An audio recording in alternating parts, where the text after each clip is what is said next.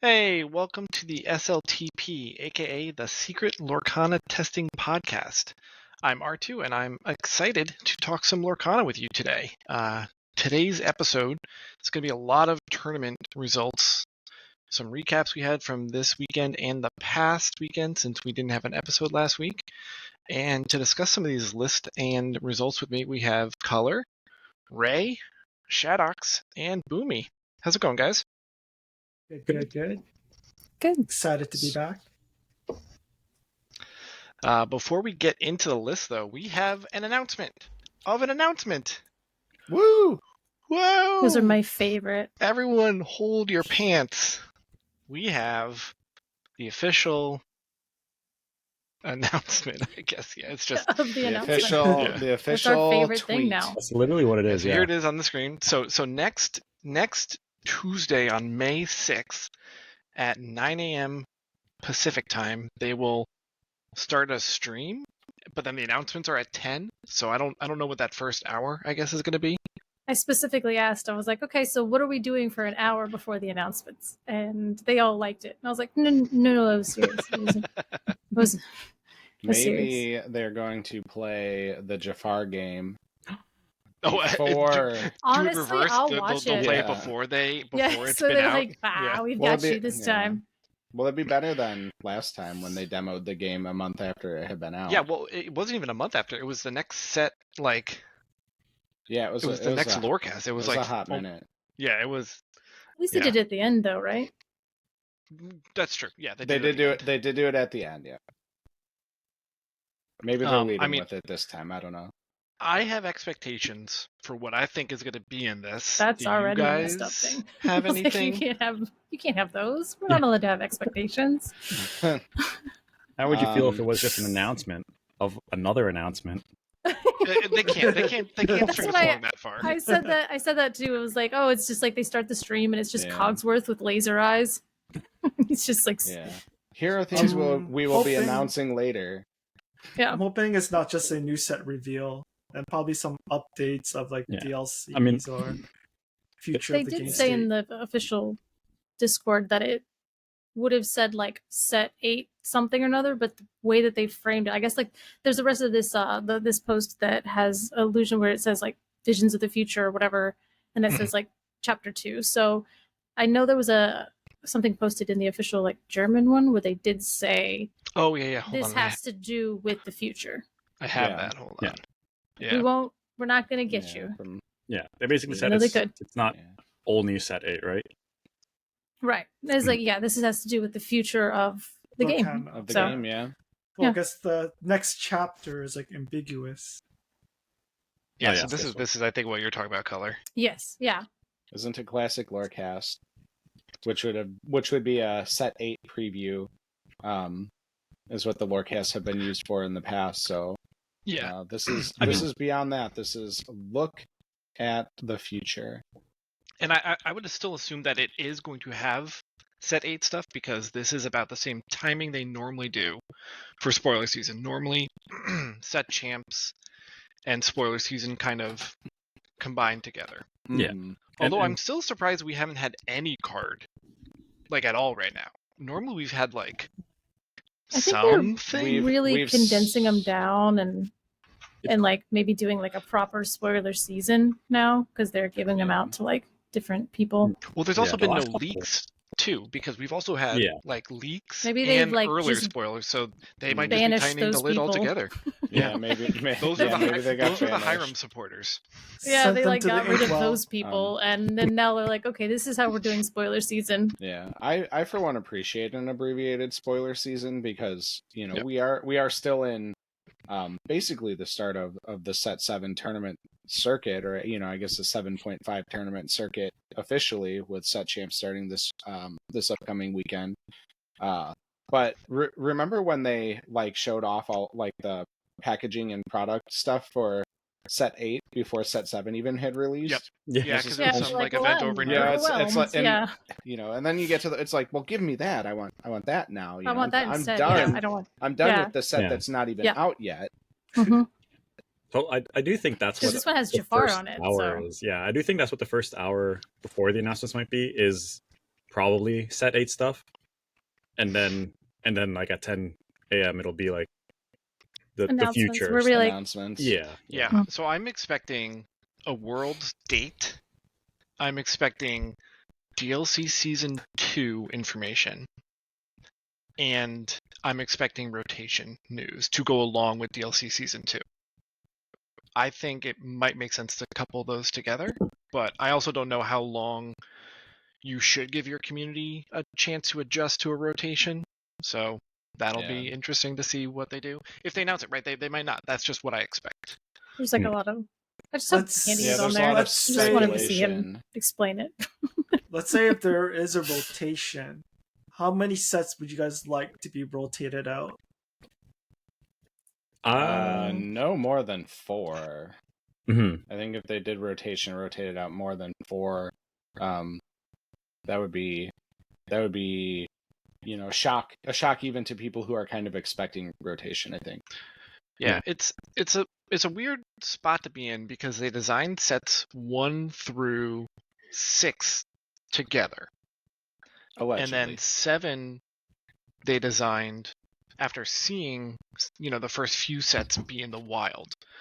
So there's part of it is thinking, okay, well, 1 through 6 is a block maybe, but I think that's too big.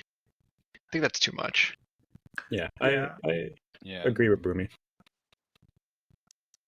One thing I think if they just rotate out sets 1 and 2, that's going to change the landscape of cards. Oh, for sure. Anyways, because so many core cards are in those sets. Yeah.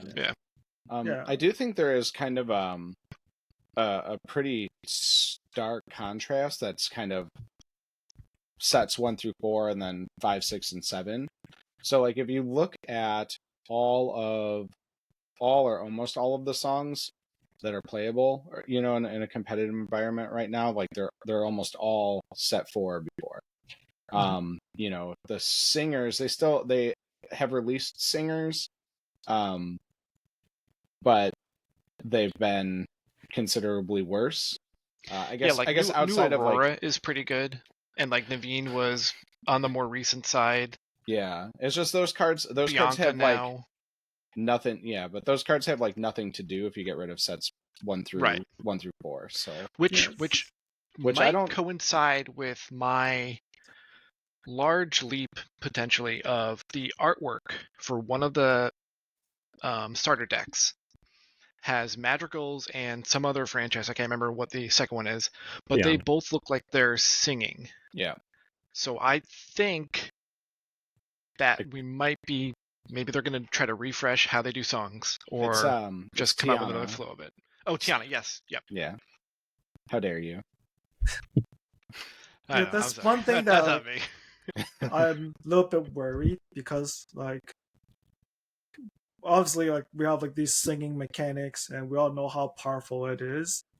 Like, I'm scared of like them like being too cautious, and then all the songs that they end up coming out aren't as impactful, and it kind of just kills that mechanic part of the game. Right, it's kind of like the idea of like, okay, we can't release a really good 3-cost song because Ursula 3 still exists, and now it's just going to be broken if she can play it. Yeah.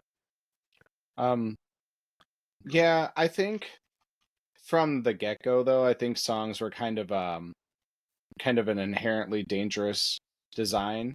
They took the flavor slam dunk and they put songs into the game.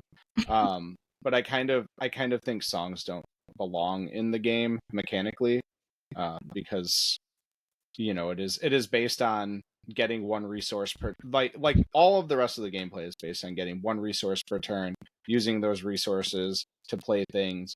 You get a discount on resources if you use the shift mechanic, but that's inherent card disadvantage. Yeah.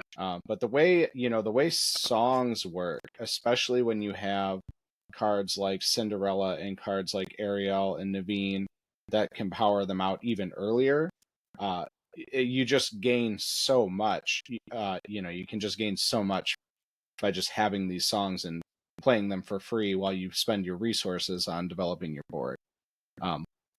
And we see a little less of that now. but like a single Cinderella on the first turn of the game can snowball a game out of control. Like there are games when your opponent plays Cinderella on turn 1, and if they like let the Storm Rage on the thing you do on 1, the game just ends. Like, yes, you play for like 6 more turns, but the game was over then and there. Or even like if you're playing, like, so I've been playing a lot of Blurple.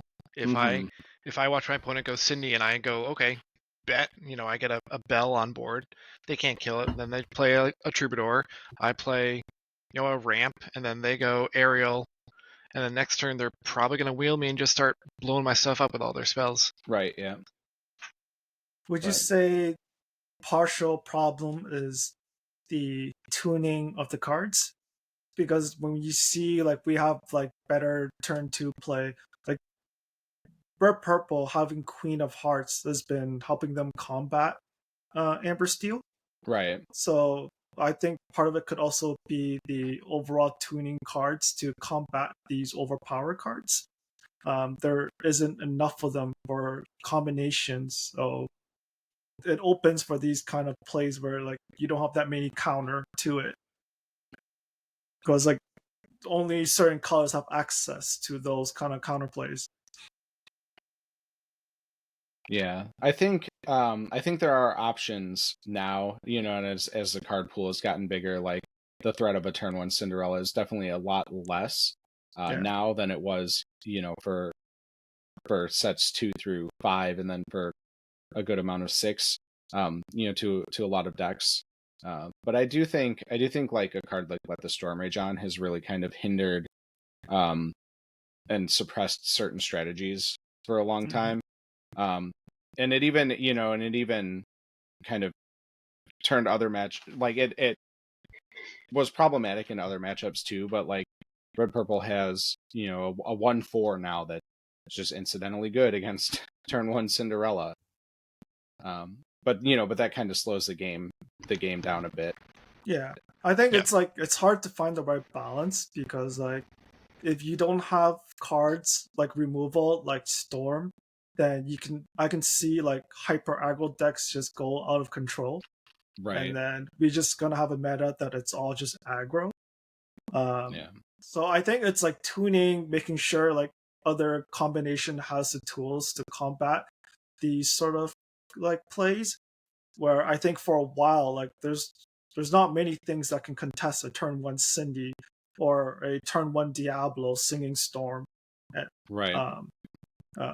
Yeah, I think it just comes down like finding a right balance, right? And I think hopefully they kind of having this whole like chapter 1 for the rotation, they will have things properly balanced out, where like games won't just become lopsided. Because even right now in current set 7, like when you mulligan, you see your first 7 cards, you already kind of have an idea where this game is gonna go.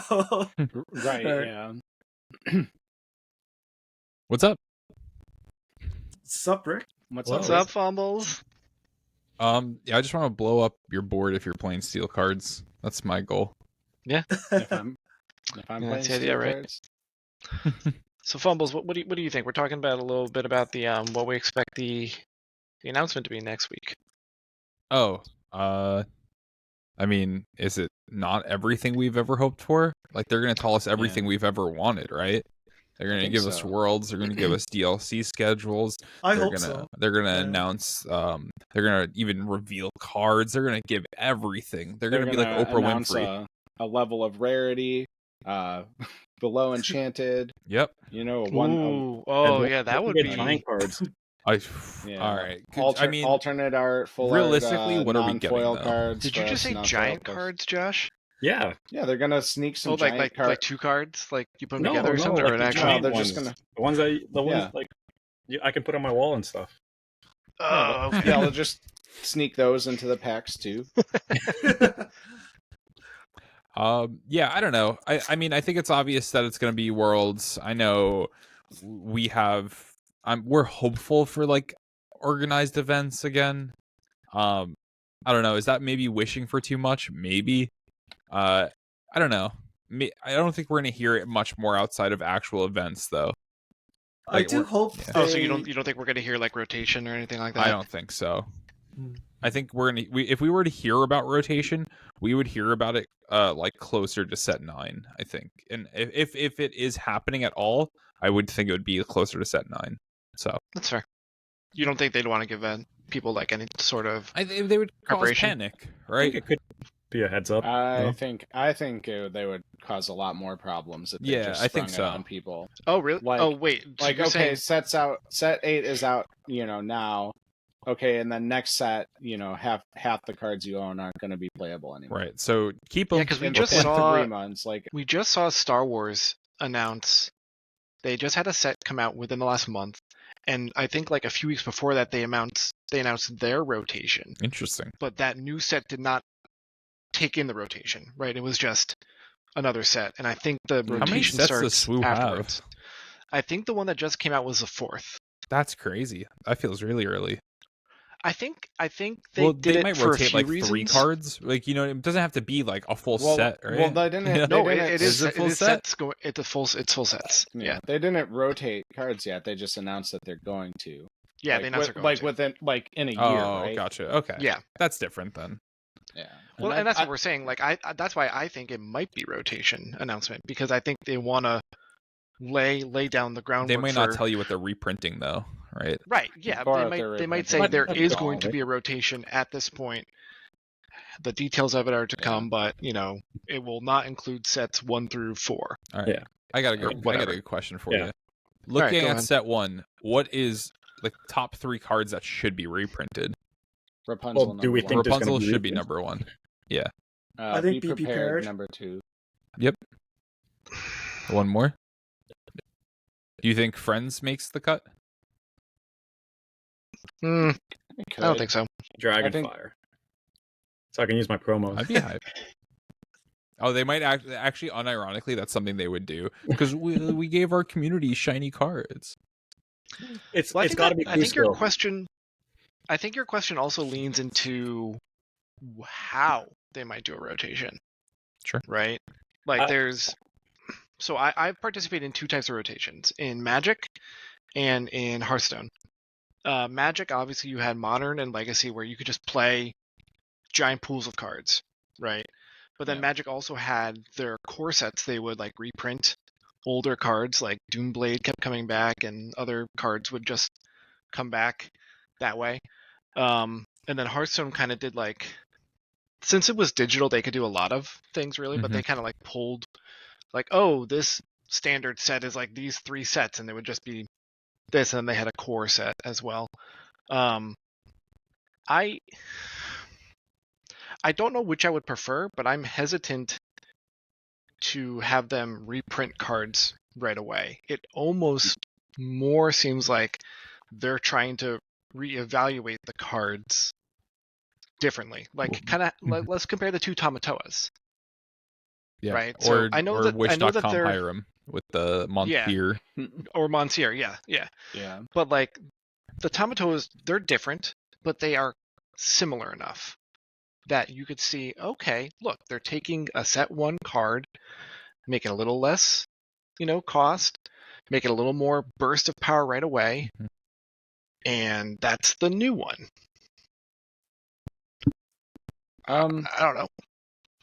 I would hope that this early on in the game, their philosophy, like if they do approach rotation or reprints, like their philosophy wouldn't be, let's just make different versions of cards that exist already. Because I then, agree with you. because like that, I think one, it's like, okay, we have 2 Tamatoas that are kind of similar, but then if you have like, oh, we made this Rapunzel again, but now She's a 1/4 she or heals a something. different amount, or her Oh, you draw mean like condition Julieta? is different. Well, yeah, but That's a 1/4. So Yeah. I agree with you, Boomy, because like you already have the card. The card works. The card's balanced. Do you need a new version of Rapunzel, like, or something like that? So yeah, I think there are cards that are gonna be good but not oppressive in a lot of formats. I think Be Prepared is one of those.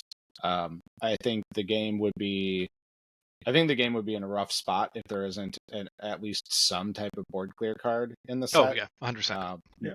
Because right now even with the new with the Chernodogs deck, like it's really, really hard to punish people for going really wide So really hard. early.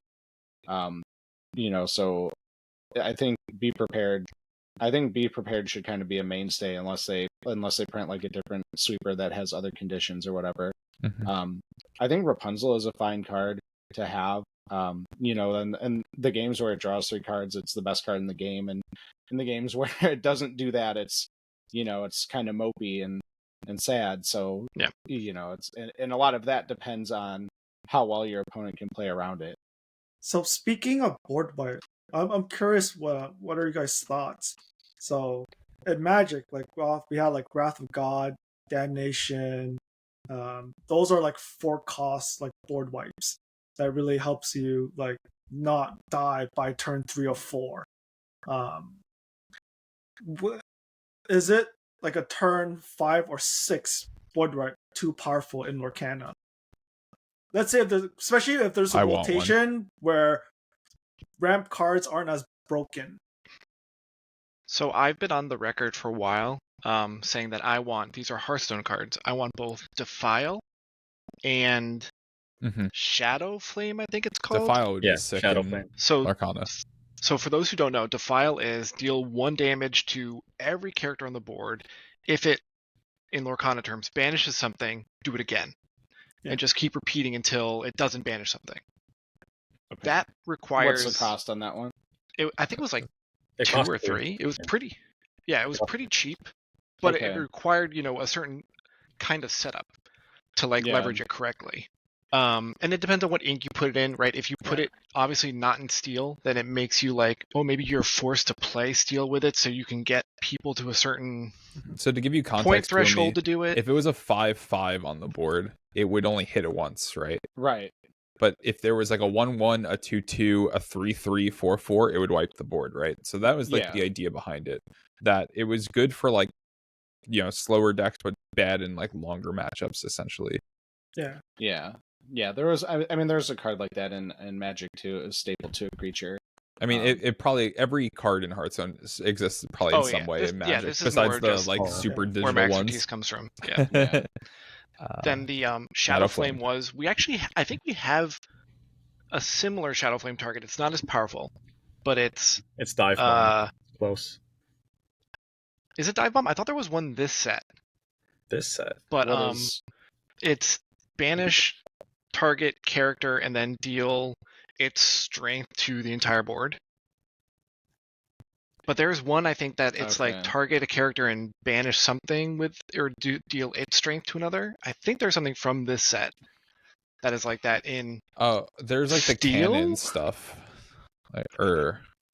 Josh is gonna pull it up, but I get what you're saying. The problem is though, there's not the board wipes in Lorcana are not necessary. You could easily good players can punish a board wipe in this game pretty easily. Right. Where it's hard to say what good board wipes exist. And to my mind, outside of Sisu, you just have B prep, right? And that's kind of why red cards in general have been really good. But swords has been power crept out. What else? I don't know. Yeah. Under the Sea. Under the Sea is still here, but the setup for Under the Sea is so tough.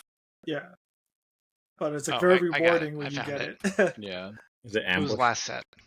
It's Ambush. Yeah. Man, Ambush is such an awful card. Holy cow! Yeah.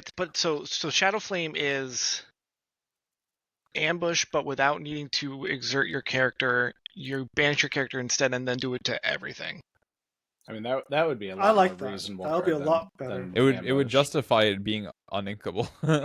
Well, and then Defile and Shadow Flame could kind of exist in a similar space because it's okay, well I as a Shadow Flame player want high strength characters. I don't care about their health. Oh, maybe they're low because of just the cost of character balancing. Then the Defile player could be haha, well I'm gonna blow up your guy with Defile before you can use your Shadow Flame or something. I'm surprised they haven't gone the willpower route. How everything's strength based. A lot of red cards are strength based, or there's not really willpower based things outside of Rapunzel's Tower and some Amber cards, right? But I don't know. Do you mean like removal? Yeah, removal or Well- like, like Maximus almost, right? Like if you have like 8 willpower on board, you gain lore or something like that. Oh, okay. Yeah. I don't know, it's just something different. Yeah, I think one thing they do a little more freely is they give characters like points of willpower. Mm-hmm. Because they're kind of really, really stingy with strength and like lore pips. Yeah. Which I understand, like that's kind of like, one is the victory condition and one is the main form of interaction in the game, but they'll like make something a 0-7. It's like, all right, Jafar. stack it on there, right? Or like a good stats example, Boomy, that I was just thinking of is the Scar, the 4/2. And it's like it's a cool effect. It has ward. It quests for 3. Sure, it's uninkable. It has a lot of things going for it. But like the stats wise, right? I think like just the 2 health alone, like it can't even hit itself.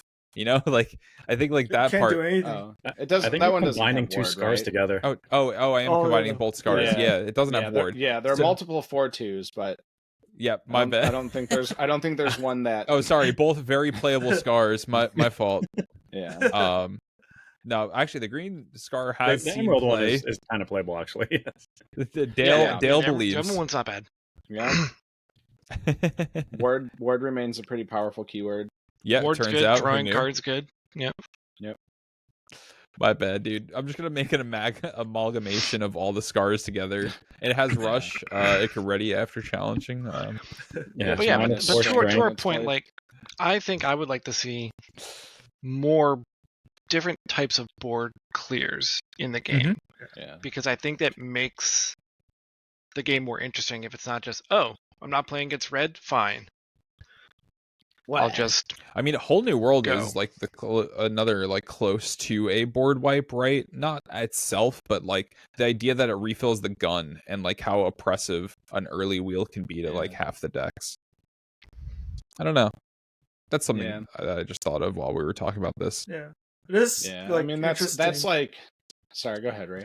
All of them. I was saying, like, it is interesting, like, having these talks, and then, like, curious, like, which direction they're gonna go. Because I guess, like you said, like, we can already see the oppressiveness of having songs without counterplays. Is that something they're gonna go back for the next set or the new chapter, but have more counterplays? Like, because they did give us Ursula 2, they gave us Pete. I think Ursula 2 is fair. Some could argue Pete is pretty busted, especially if you're like a song like center deck. Yeah. Pete is a really strong card. Yeah. Set 5 Pete. Yep. Yeah. Yep. Games referee. I think if they are going to add more sweepers to the game, I'd like to see them have some degree of counterplay. I would even like negative effects, right? Like say you like you have a 5-cost sweeper, but like you lose an anchor, like something like that. Like I'm okay with like having negative sweepers because like there's ways to play around that. So in Magic, there are cards where it's like you pay 2 color and XX, and characters gets minus XX. I think that could be something really cool, actually. Yeah, it's I hope that's something that they use as a balancing tool, moving forward, or at some point where you get a powerful effect, but it costs more than just the ink that you're paying for it. Sure. Like I think a card that costs 5, it says banish all characters. Each opponent gains 1 lore for each of the characters that is banished. Something that like card, that. That's a fast sweeper, but it might be unplayable because you get 10 more fast, they sweep your board and you gain 6 more, and then you redeploy, and every time they play that, like they get closer and closer to losing. But that's like a balancing tool they could use. Yeah.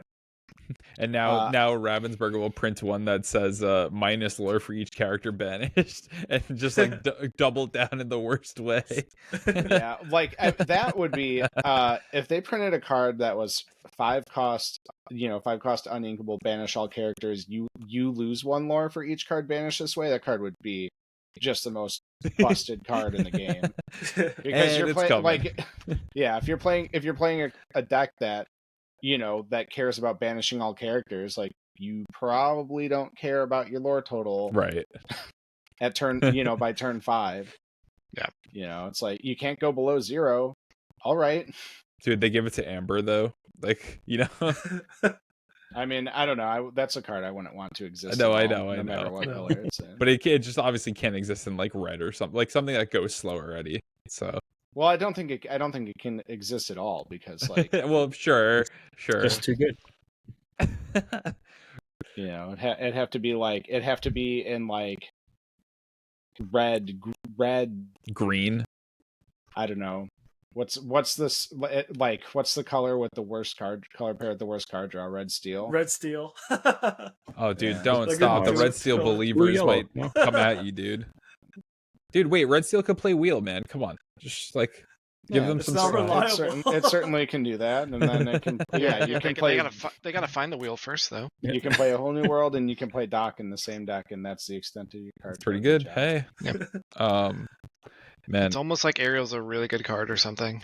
I don't know, man. I'm very hopeful for this next set. I actually think they know what they're doing now in terms of like where they want the game to go, and maybe some of these cards that came out the last few sets have been like kind of done for a while, and now I just hope that like the Fortisphere and Flowersham bands make me feel like they know what they're doing. Yeah, Because like if you guys, I mean, have you guys played lately besides Boomy because he doesn't play the game, but like play it's pretty healthy. sometimes. Yeah. Yeah, I think as much as people cry about discard, it's only like the very strong players are getting results or making top cuts. Like Here. The deck is much harder than people think, like just throwing Diablo. Because Right. there's so much Yeah. counterplays to Yeah. it now. And often like if you don't like certain matchups, if you go for the Diablo line, you actually just lose the game. Yeah. Well, right. so when the bans happened, people were asking me locally, well, what does the meta look like? And I was kind of explaining to them that we're going to take a step back. You're going to see a lot of lists that look similar to their set 5 or 6 identity. It'll be a lot of purple again. And from the outset, that is true. We are seeing that. Mhm. However, there's also a lot of other decks that are getting to come to the table. I think with the revival or discovery of Iago and Peter Pan, that kind of like combo, that's kind of checked a lot of people to just running to Diablo right away. Mhm.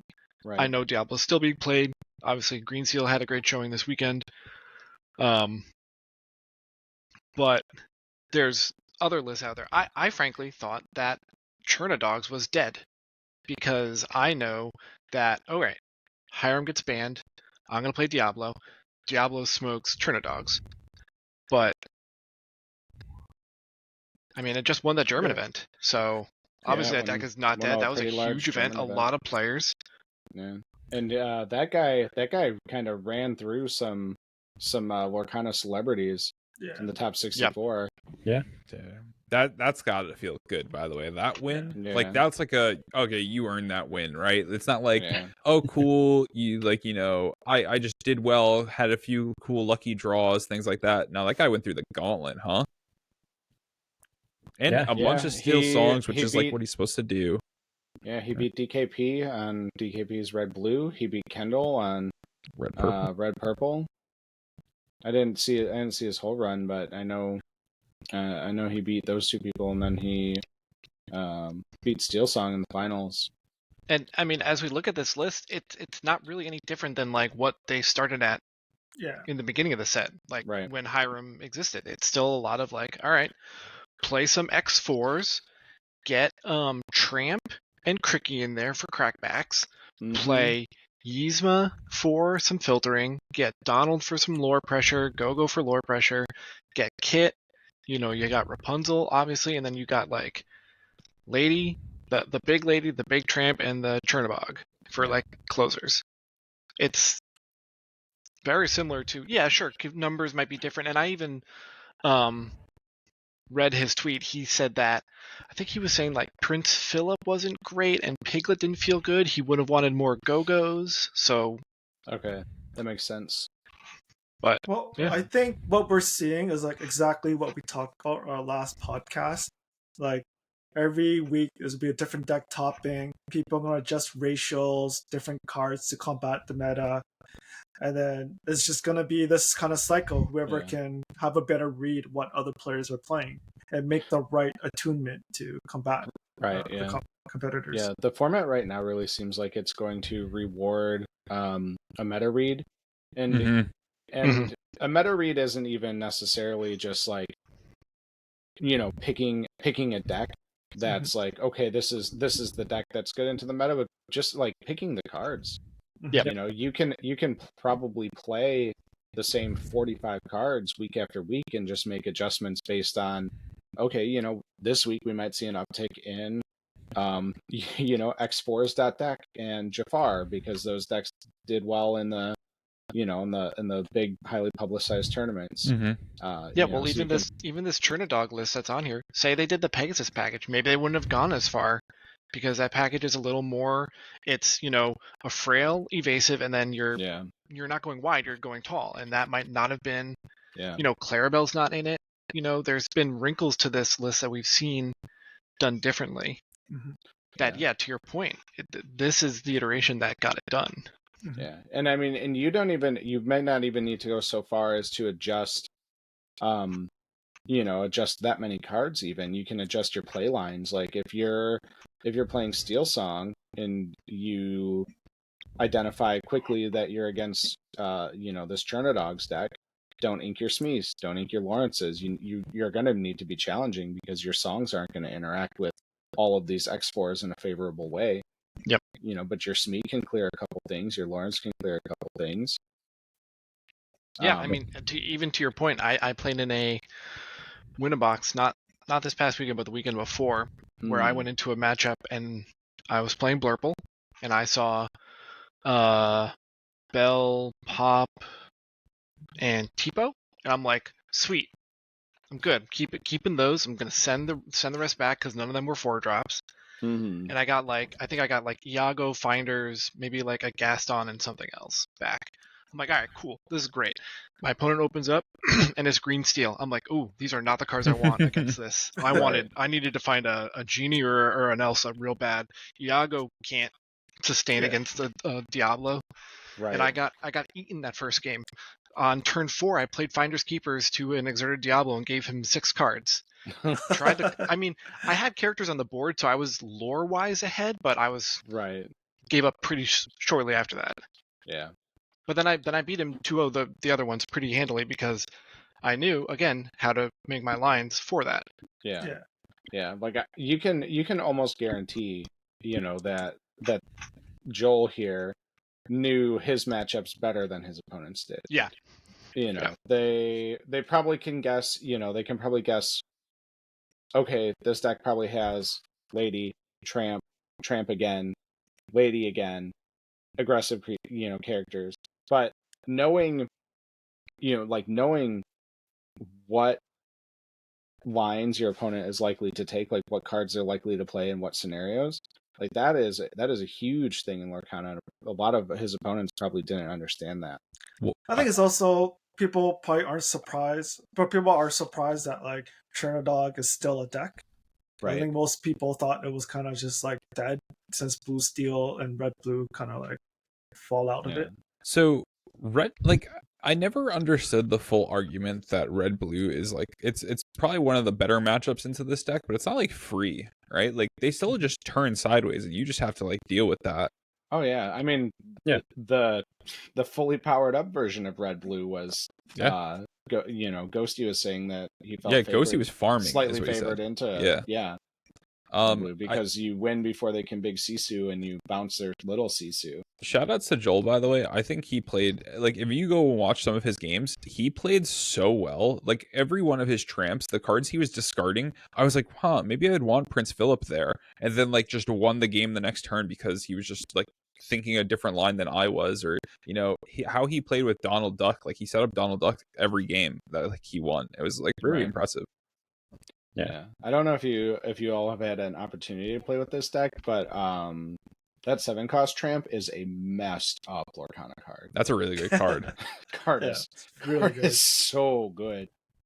Yeah, I know people playing it now in Amber Steel or Amber Green discard now, just because they're able to find the sweeper that they need. So yeah. Well, yeah, there were a lot of times when you're playing the yellow green control list where it's like I need Kita or Under the Sea, like now, and I don't have anything in my hand to do it. But now Tramp, you're usually sitting there. If you're going to be able to sing Under the Sea, you probably have at least 3 characters. Well, and so you Tramp, get to play this. Tramp minimum is probably going to like give you 3 more cards to look at to find your answer. Well, you could play this probably on 4.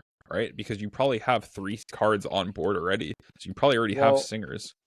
If you, a lot of the decks don't play the Cinderella, so if you miss the Diablo turn one, you're not really going to be able to play it on curve. But but that is something you can do. You can go one. I do think overall, Striker Grid Match is probably just a better fit. I've noticed, rather than Tramp himself. So what? I like both. What is different with this guy's list? Because strike, you can do Muses stuff, and then still like again, like I will have games where I have like double Prince John, Muses, and like an Ursula 2. I'm like, okay, well I get to spend 3, play this card, see 4 cards. That's gives me a chance to find that Bruno or something I need. Yeah. It's still 2/6 body, and it's a 7 cost and 2 lore allows you to sing. Yeah. Yeah. And it can that can be a really nice snapback with Cricky too. Yeah. It's a singer as well for Bruno's. It's a singer for Bruno's and Under the Sea and anything else. Yeah. I know Quigley has been on like no set 6 and set 7 cards. Yeah, well, I mean, he's just playing a set 5 deck. It is a set 5 deck still. Actually, well, we can pop over to the ETB tournament that happened this weekend. That's the 3K. We had a whole bunch of SLTC players there. We had Ray, Diego, Joseph Quigley, Pandemonium Heart himself, Dale, and Blazin. And then nobody else. Nope. He didn't play. Was Josh? Oh, Josh, you're not in the list, but did you? Josh, you played, right? Maybe. Okay, I'm used to it, guys. I'm used to it. Dude, nobody else. Yeah, I knew he was gonna forget you, and honestly, I was just waiting for it. I knew the second he started. It's okay. It's okay. I originally in my notes I had forgotten Ray, and then literally Ray's name is literally right below Diego's name in the list. So I normally don't play tournaments at all or these kind of events. So dude, you're gonna say JDRR was there too, No, we tried to get him, but then he wouldn't come. That'd be something to write home about. Here's Joe's list. This is very like. Dude, okay, wait. I've been meaning to ask this to somebody who actually knows this deck. What are we doing this one of Daisy? Is it just because it's a good curve card because you don't have like a 4? Yeah. So, yes, and also she's a 2/3, so you can self bounce her with Muses and replay her. Gotcha. Okay. So the surprising thing to me is that there isn't. So I played a list that was pretty much stock the same, except instead of Strike, I was playing Mother Knows Best, because you would do things where you would have Muses on board, play Daisy, and then next turn you would like sing with Daisy, Mother bounce Knows the Best, card, then bounce the target card, get Daisy back, and then replay Daisy, and you just lock them that way. Right. Dude, maybe but Strike is really good. So I love that he included our queen. Yep. Yes. Yeah. She's very good in this list. I mean, the modularity is great. Still. I mean, the whole thing originally against Anna was always that once she was down, she couldn't sing Bruno, because even though she's a 5 cost, she's not. Yeah. So, but hey, she can help sing Under the Sea. I think her biggest role for her right now is really to answer Big Pete. Because that's a card that's very problematic for a lot of these Emerald decks, or any decks that is trying to sing. Like Big Pete is a menace. Yeah, Big Pete is a menace. So I don't know. I don't want to play a discard deck at the moment. I actually have Green Steel sleeved up, but the games that I have so far on Green Steel, like I feel like when you're losing, you lose hard. And I don't like that feeling. I like always having a chance back into the game. And that's maybe why I'm still sticking with red-blue, but because trying to turn the corner is tough sometimes. And it's kind of present with this list too. Those lists can be, if you get into a spot, it's hard to climb back into it, because they kind of like to be the aggressor in a sense of controlling the game from like turns 3 on. They'll let you set up, and then all of a sudden it's like, okay, well, I've just done an Ursula 3 Prince John turn or an Ursula 3 Pluto turn, and then because the Pluto's there, the next turn I'm going to sing again with Ursula's 3, and you're going to be done. Like, it's just over. And similar with this one, right? You go Prince John, You Have Forgotten Me, draw into maybe some chills, and then sing them with Prince John, empty the person's hand, and then next turn you can start Brunoing them. So if you don't see that and your opponent can keep the pressure up, it can be hard. Like, there's way to turn corners, but you have to know precisely when to do it, because if you get countered, then at that point you just instantly lose. Yep. So I don't know. It's the same reason why I don't want to play Blurple right now, and just like the miserable experience of queuing into Steel Song. It's just a tough one to swallow. So I just pray they don't have it. No, yeah, I mean, even red blue is that point right now. It's a pray they don't have it. This deck is phenomenal. This is amazing. Yes. I believe the spiciness level was 90% or something like that. I did. I told him to. It was over 9,000. 90%. So I told him that, like, we talked about this, right? So one thing we talked about early on in this list was like, how can we guarantee that Relentless would stay alive? And we toyed around, like, the idea that like Goof would work in this deck was still tough to believe, but it really does. I think this deck's so good, man. So I think that now that Sisu the big Sisu turbo ramp isn't as consistently a thing anymore. Yeah. Goofy makes sense now. Yeah. So the amazing part was, like, I had the honor to sit beside Dago as I was playing my match, and he ulti-K'd someone, and the opponent was like, "How do I die in one turn?" He was like trying to read the card and figure out how did he lose the game. Because literally Dago was just like, "Oh, value sheriff, I win." He's like, "How? Wait." He was like, we had to explain it. It was probably the most amazing thing ever. I would just play it out, just because, like, I feel like a lot of people now, I feel like you could definitely catch people out with Bayou Sheriff combo now, because it hasn't been a thing since it was initially discovered. Yep. But I mean, this is my favorite style of green steel. Like, I love the shift targets that Steel has with the green cards, and I think Relentless is probably one of my favorite cards in the game. So it's tough though, right? Because, like, this could easily fall apart real quick when you just open with six cost cards, you know. Oh, this deck was really fun to watch. So he said he went 5-2, right, or something like that. What was his 4-2? 4-2. Yeah. So I mean, it just missed. It just shows squarely in ninth or something. Yeah, he came 9th. Blazing Asian. So yeah, Blazing was on another. Habibi is a Canadian, right? Habibi is Canadian. He's on ETB as well. Did we free Habibi yet? Is he... So this is one day. No, another Steel Song player was getting too strong, so they kicked him out of 20 lore. So Habibi, this is like Habibi's older list. Basically, I saw a post of his saying that the top 8. So you guys split top 8. You didn't play it out. Mm-hmm. But in the top 8 there were 3 Steel Song, and all of them were basically revisions on his list. It was like one from the beginning of the set, one from the middle, and then the one he's currently playing. I think Blazin is on the one in the middle, but I'd have to check the other ones. But yeah, I mean, it's a lot of, like, you know, Naveen is good. Yeah, he actually imported this list. Only running the 8 1-drops from Habibi the day the bans happened, so it's a bit slightly outdated, maybe. Nice. I guess. I mean, this just does what Steel Song does, right? And I don't know if you guys have played around with Sonic Warrior, but it's been, like, pretty good card lately, right? Yeah, Sonic Warrior's fantastic. Especially with no Medusa anymore. Yeah, no Medusa he's not on it anymore, really though. Good. No, his list has one of my favorite cards in it. Rhino? Oh. There he is. Oh, Sven. Sven? Oh, Sven. Yeah. Yeah. So, Were you so going to Cindy? well, he went to Cindy, but Habibi, he has come out and said that minimum 2 Sven, minimum 2 Naveen, pretty much is like stock now. Should be stock now. Yeah. And I'm gonna show my Boomy. You can yell at me after this, okay? Okay. I'm gonna reveal something that I didn't know that you could do with Sven. You can ready your opponent's Diablo and then sing Whole New World. Yep.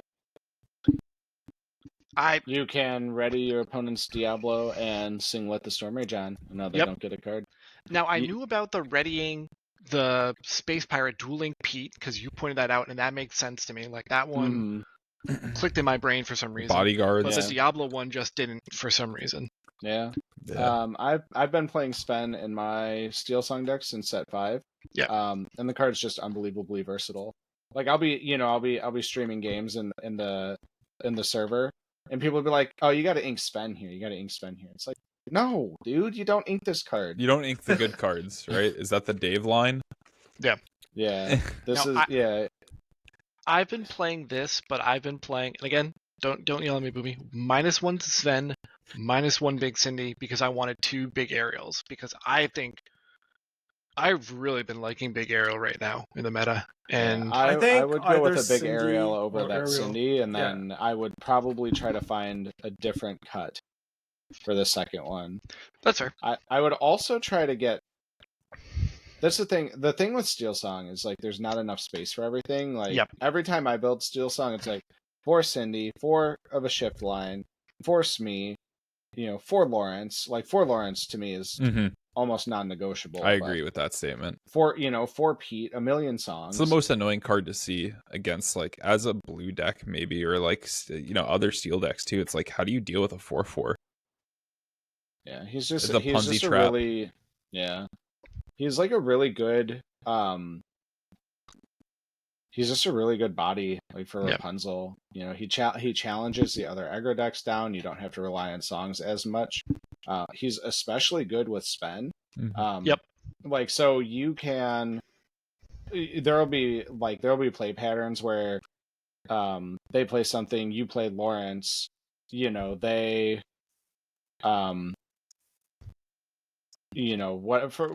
however it works out, and then you can like ready your Lawrence with your Sven and either sing you can like challenge and then sing, you can quest and then sing, you can sing and then sing again. It just does a lot with Sven. Or you can just like keep him safe, hope to top deck Rapunzel the next turn. And sometimes you do.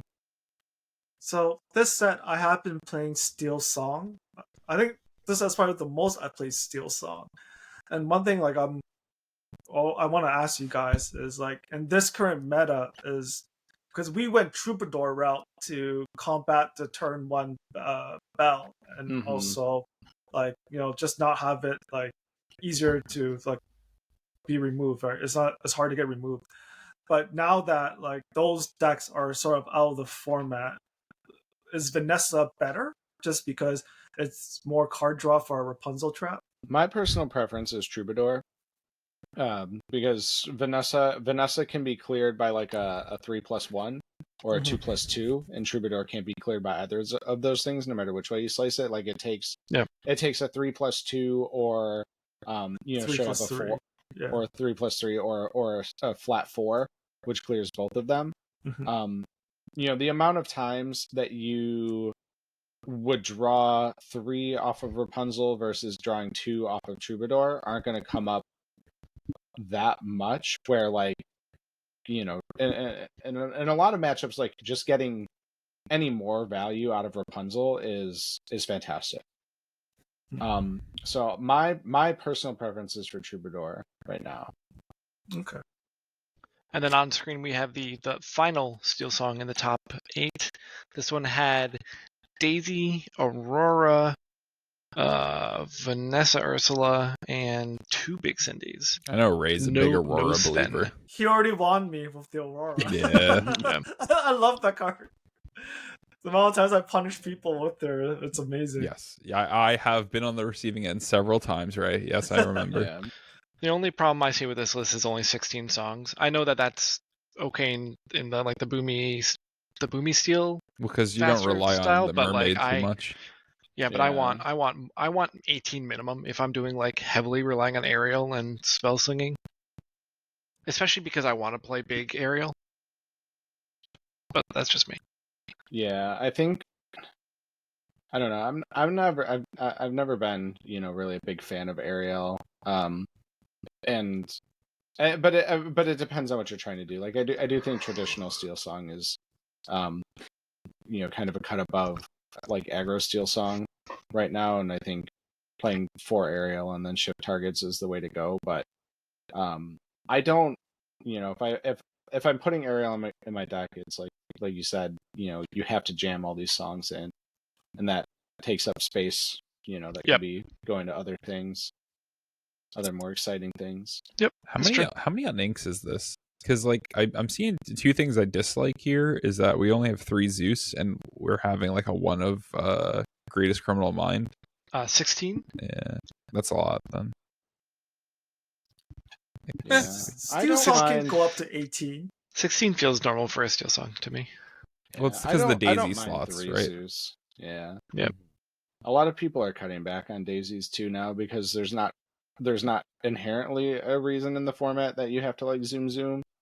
Now you can kind of grind with everybody. You're not gonna have Hiram going over the top and and then you just get Sisu cleared turn after turn after turn while you flail around doing nothing. I know that guy. All It's right, not Ray. me. Ray, talk to me. What are we doing here? So I was talking to Tyler the day before I made my list. Colors back. I told him if I were to go into this tournament with a spice, as either Bibbidi, Sonic Warrior, or Quick, Carabao. someone go tag Bobby. Dude, And this is a Zephyr deck. Bobby played Sonic Warrior in his Chicago Green Steel list. Yeah, Set 4 Chicago list. So sadly, I never got to play her in the tournament. I mean, a one of you're not going to see her that often, right? Yeah. And I kind of built this to combat the rise of Blurple because I thought Blurple and Red Purple was going to be popular. And it just happened. I only play against one Blurple, and everything else was just like Green Steel Mirror, or I'll play against one Red Purple, but that's about it. So my list was probably wasn't equipped for the meta that I was up against. Yeah. Looking through the ink decks, there was a lot of steel. Mm-hmm. Yeah, it was very emerald steel and a lot of amber steel in that room. Josh, what'd you play? Amber, emerald. Dogs or discard? Yeah, and I ran into all the amber steel. Wait, you played discard, right? It was discard. Discard. Sorry. Yeah.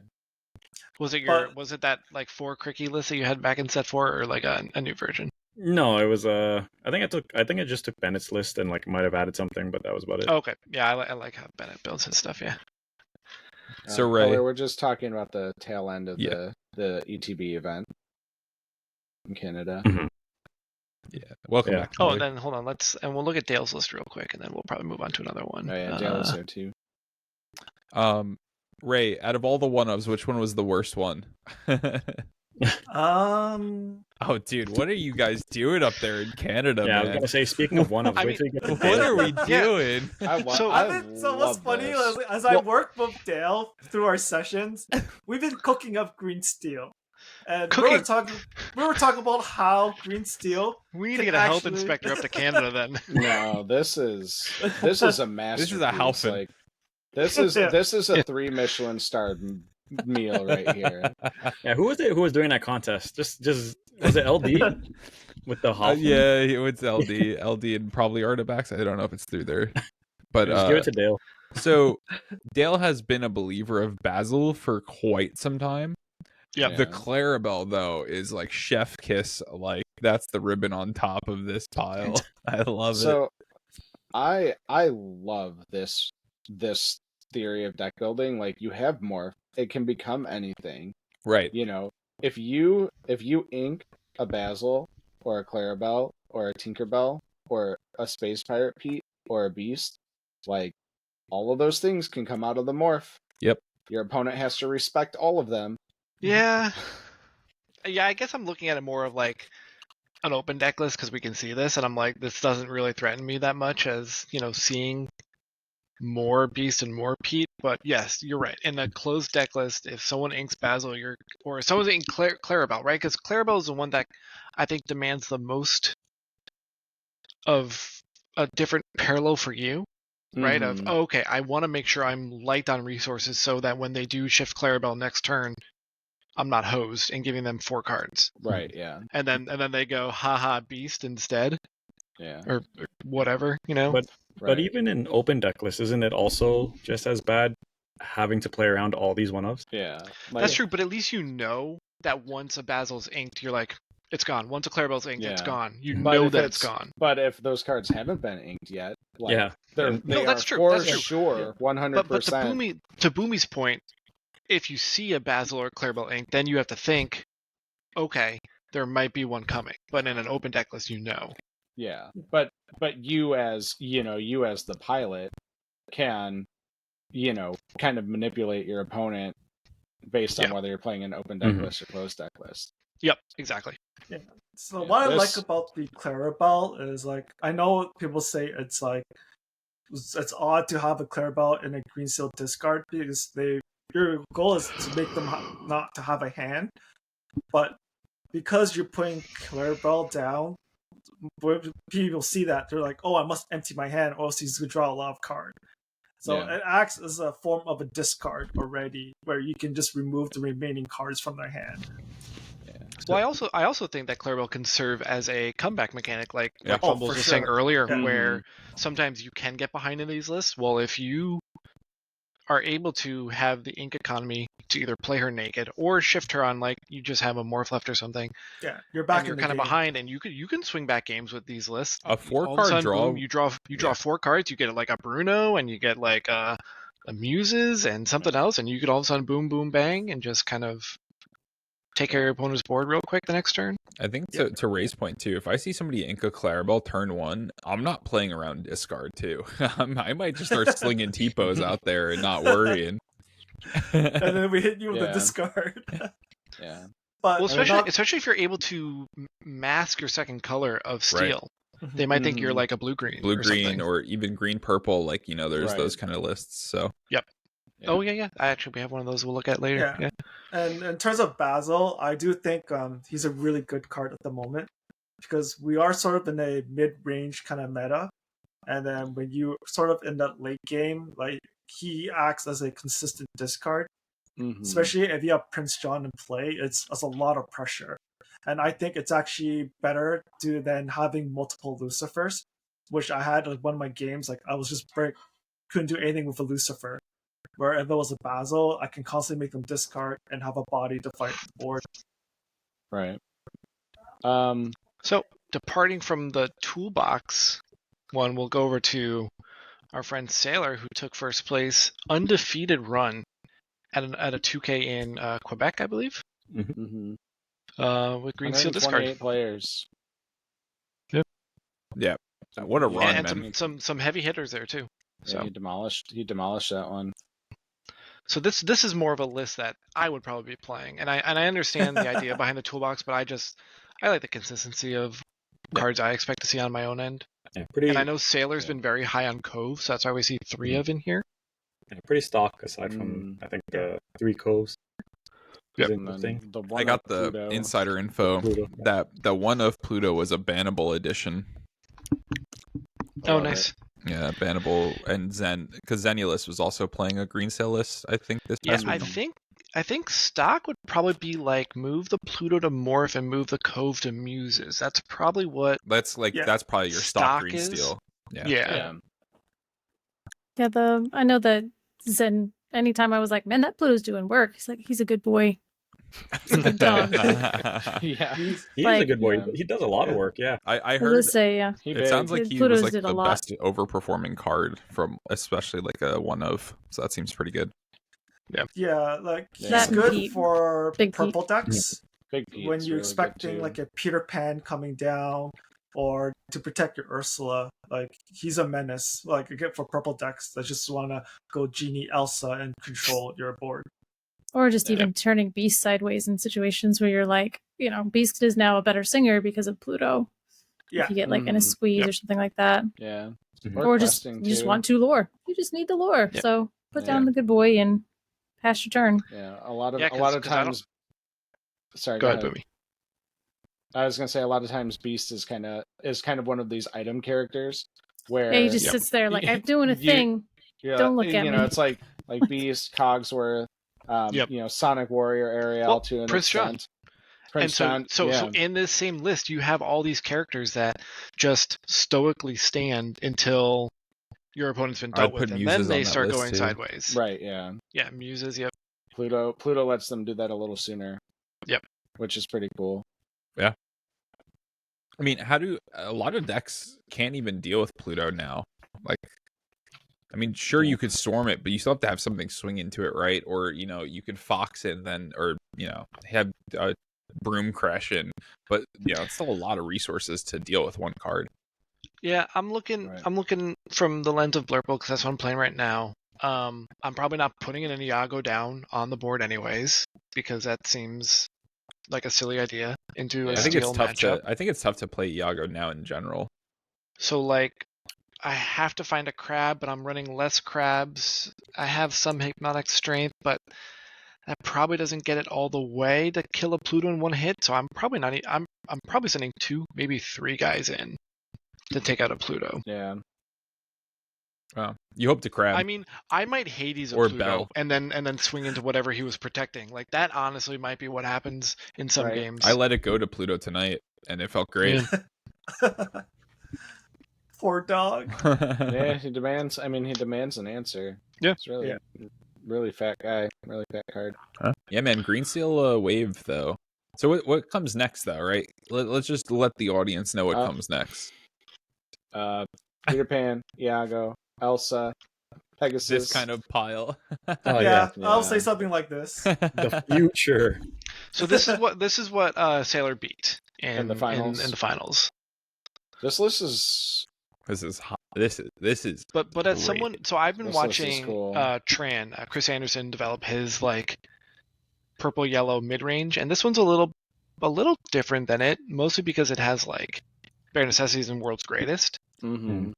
Because it doesn't have a shark answer. Yeah. Or World's a prep Greatest. answer. So World's Greatest is a shark answer right there. no, right. That's what I mean. That's why it's playing. Okay, yeah.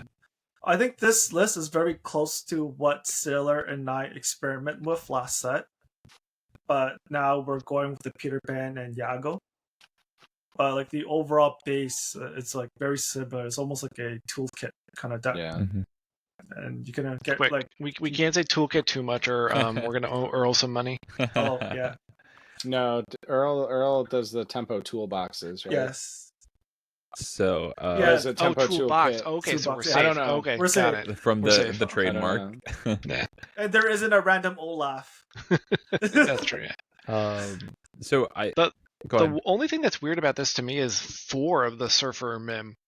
I know that it's a good card, but I think you guys were on like 2, We maybe. were on 2, 1 or 2. Yeah. I think that card's kind of excellent. Yeah, I was gonna say the It's same like a thing. Lumineer, pretty much. Yeah, it's like I think if you like curve that into Peter Pan, you just get people. So 2 things here too, right? So when I just made a comment about shark answers. I played against a Peter Pan's dagger list on like Pixelborn Connect earlier today, and something I didn't realize is how easily Iago can just kill everything as well with just 1 more attack.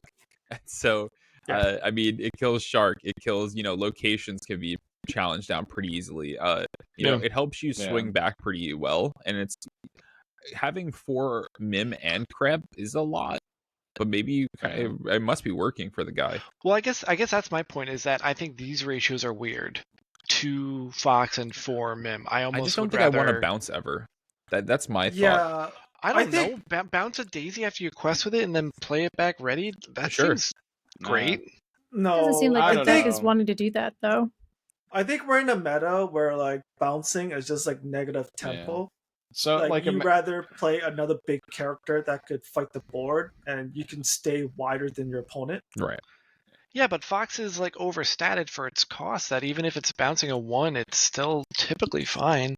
But oftenly, it ends up trading and just die. Yeah, And like then- you have rush, you have bursts of power. So like imagine lines where, you know, your opponent plays Cinderella on turn 1, and then you ink Nala on turn 2 or on your turn 1 and play Daisy. And they can't shoot down the Daisy, so they quest with the Cinderella, and then you play Madame Mim and boom the Cinderella. I mean, yes, that is very appealing. You and know, I- like- that is a very appealing line. You're right. And Um, it That, makes that your won me over. I hang up my Yeah. hat, and yes, and it makes Peter Pan Sorcerer take Mins. out Diablo on Hidden Cove. There's that too.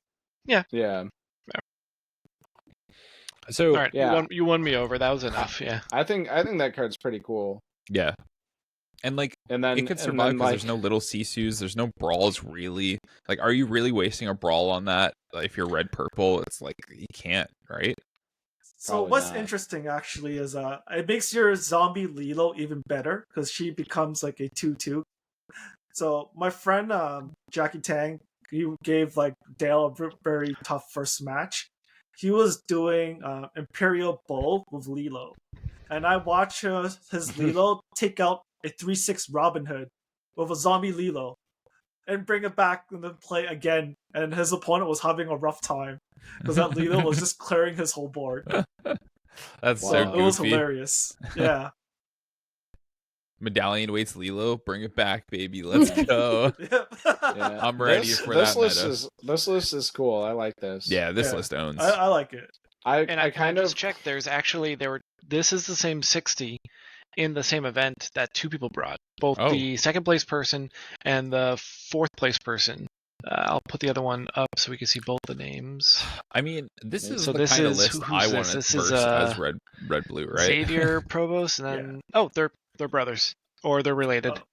Oh. okay. That would make sense. Yeah.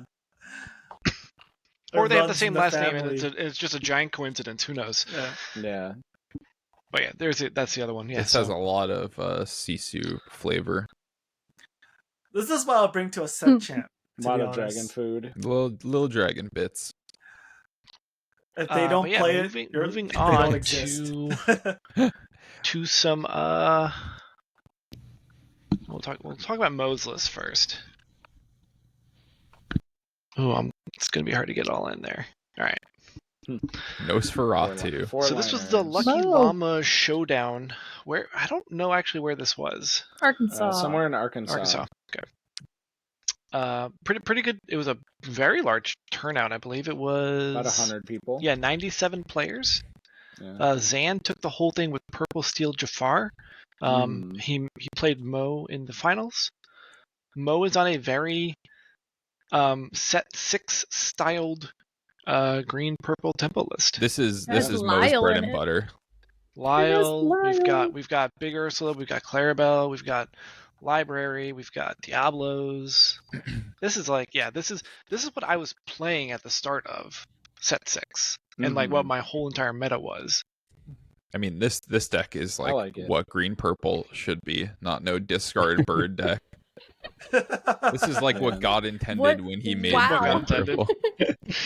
I know. I was watching the stream and I saw him play a Lyle, and I was like, that just like feels good. Like, you Yeah, know, like, it feels like the seeing world Lyle is out there healing, again. you know? Yeah, I like playing green Lyle in purple Atlanta, discard. like, not bad. Shifting Diablo consistently is so fun. Well, I feel like doing broken things. Yeah, but these have a lot of fun cards too. So Yeah. I mean, Yeah, it has my true, favorite true. card in the game, which is Clarabelle. I love that card. but if we want to talk about really some fun, Oh boy.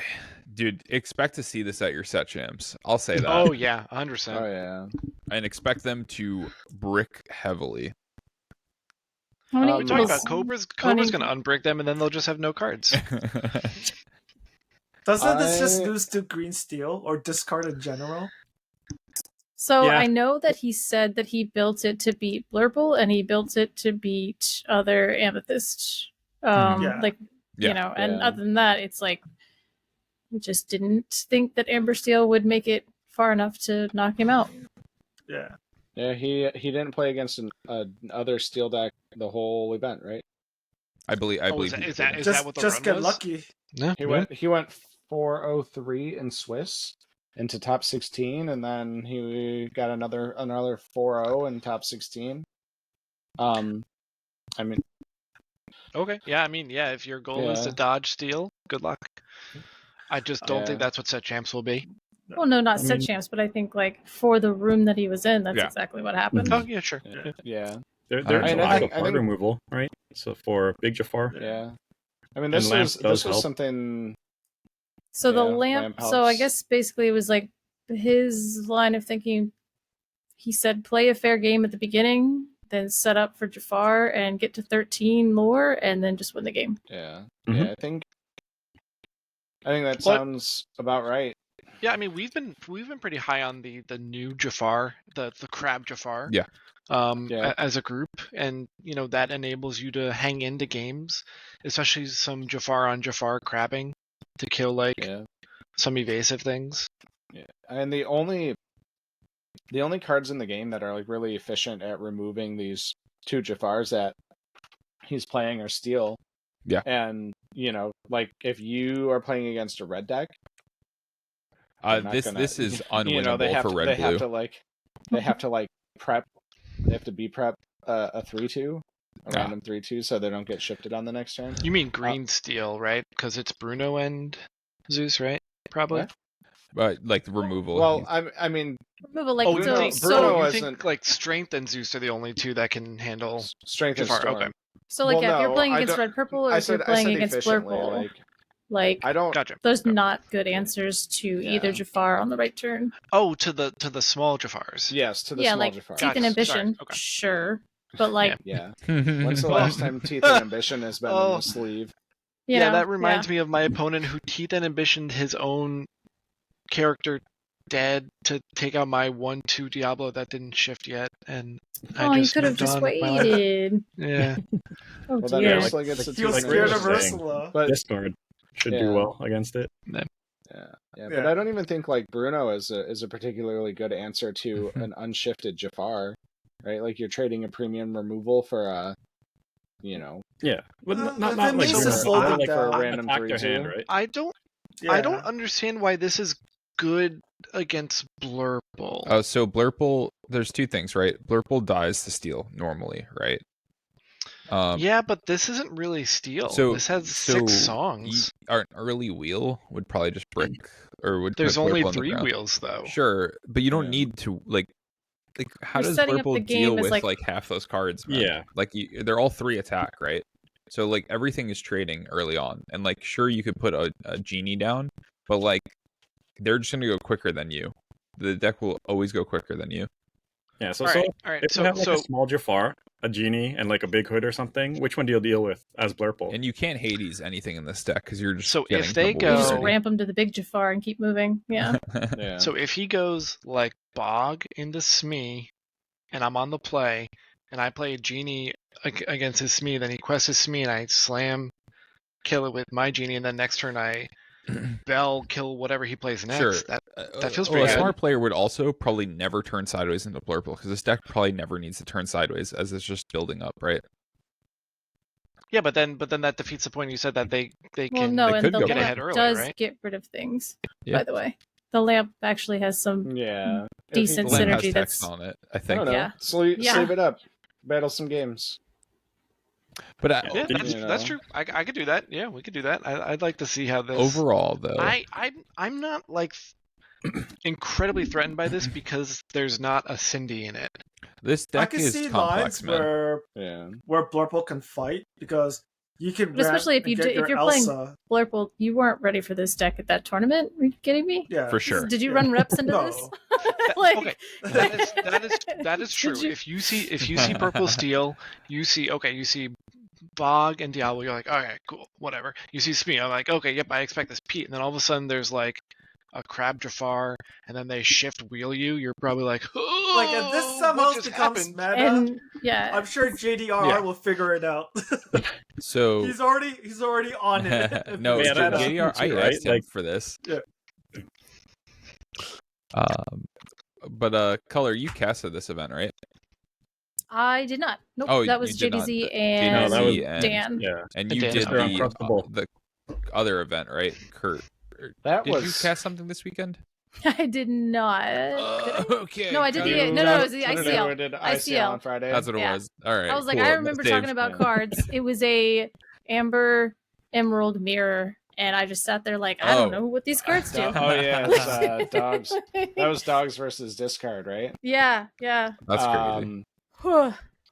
Manfish I was like, yeah, they should and play Quigley. this card, and they were like, Gotcha. no, not that card. And I was like, yeah, seems that's bad totally into right. an Under the Sea deck, huh? Oh yeah, he got underseed like both times because that was yeah. Eric, right? It was Joseph and Manfish. Joseph and Ben. No. I think. Joseph was earlier, right? Oh, was it Ben? Color casted Oh wait, that is the SLTC game. Gotcha. Yeah, it was Eric and It was ETB versus. Oh TFM, no, you're right. It was Eric. Yeah. Sorry. Yeah. Yeah, because yeah. All right, cut it all, Josh. My bad.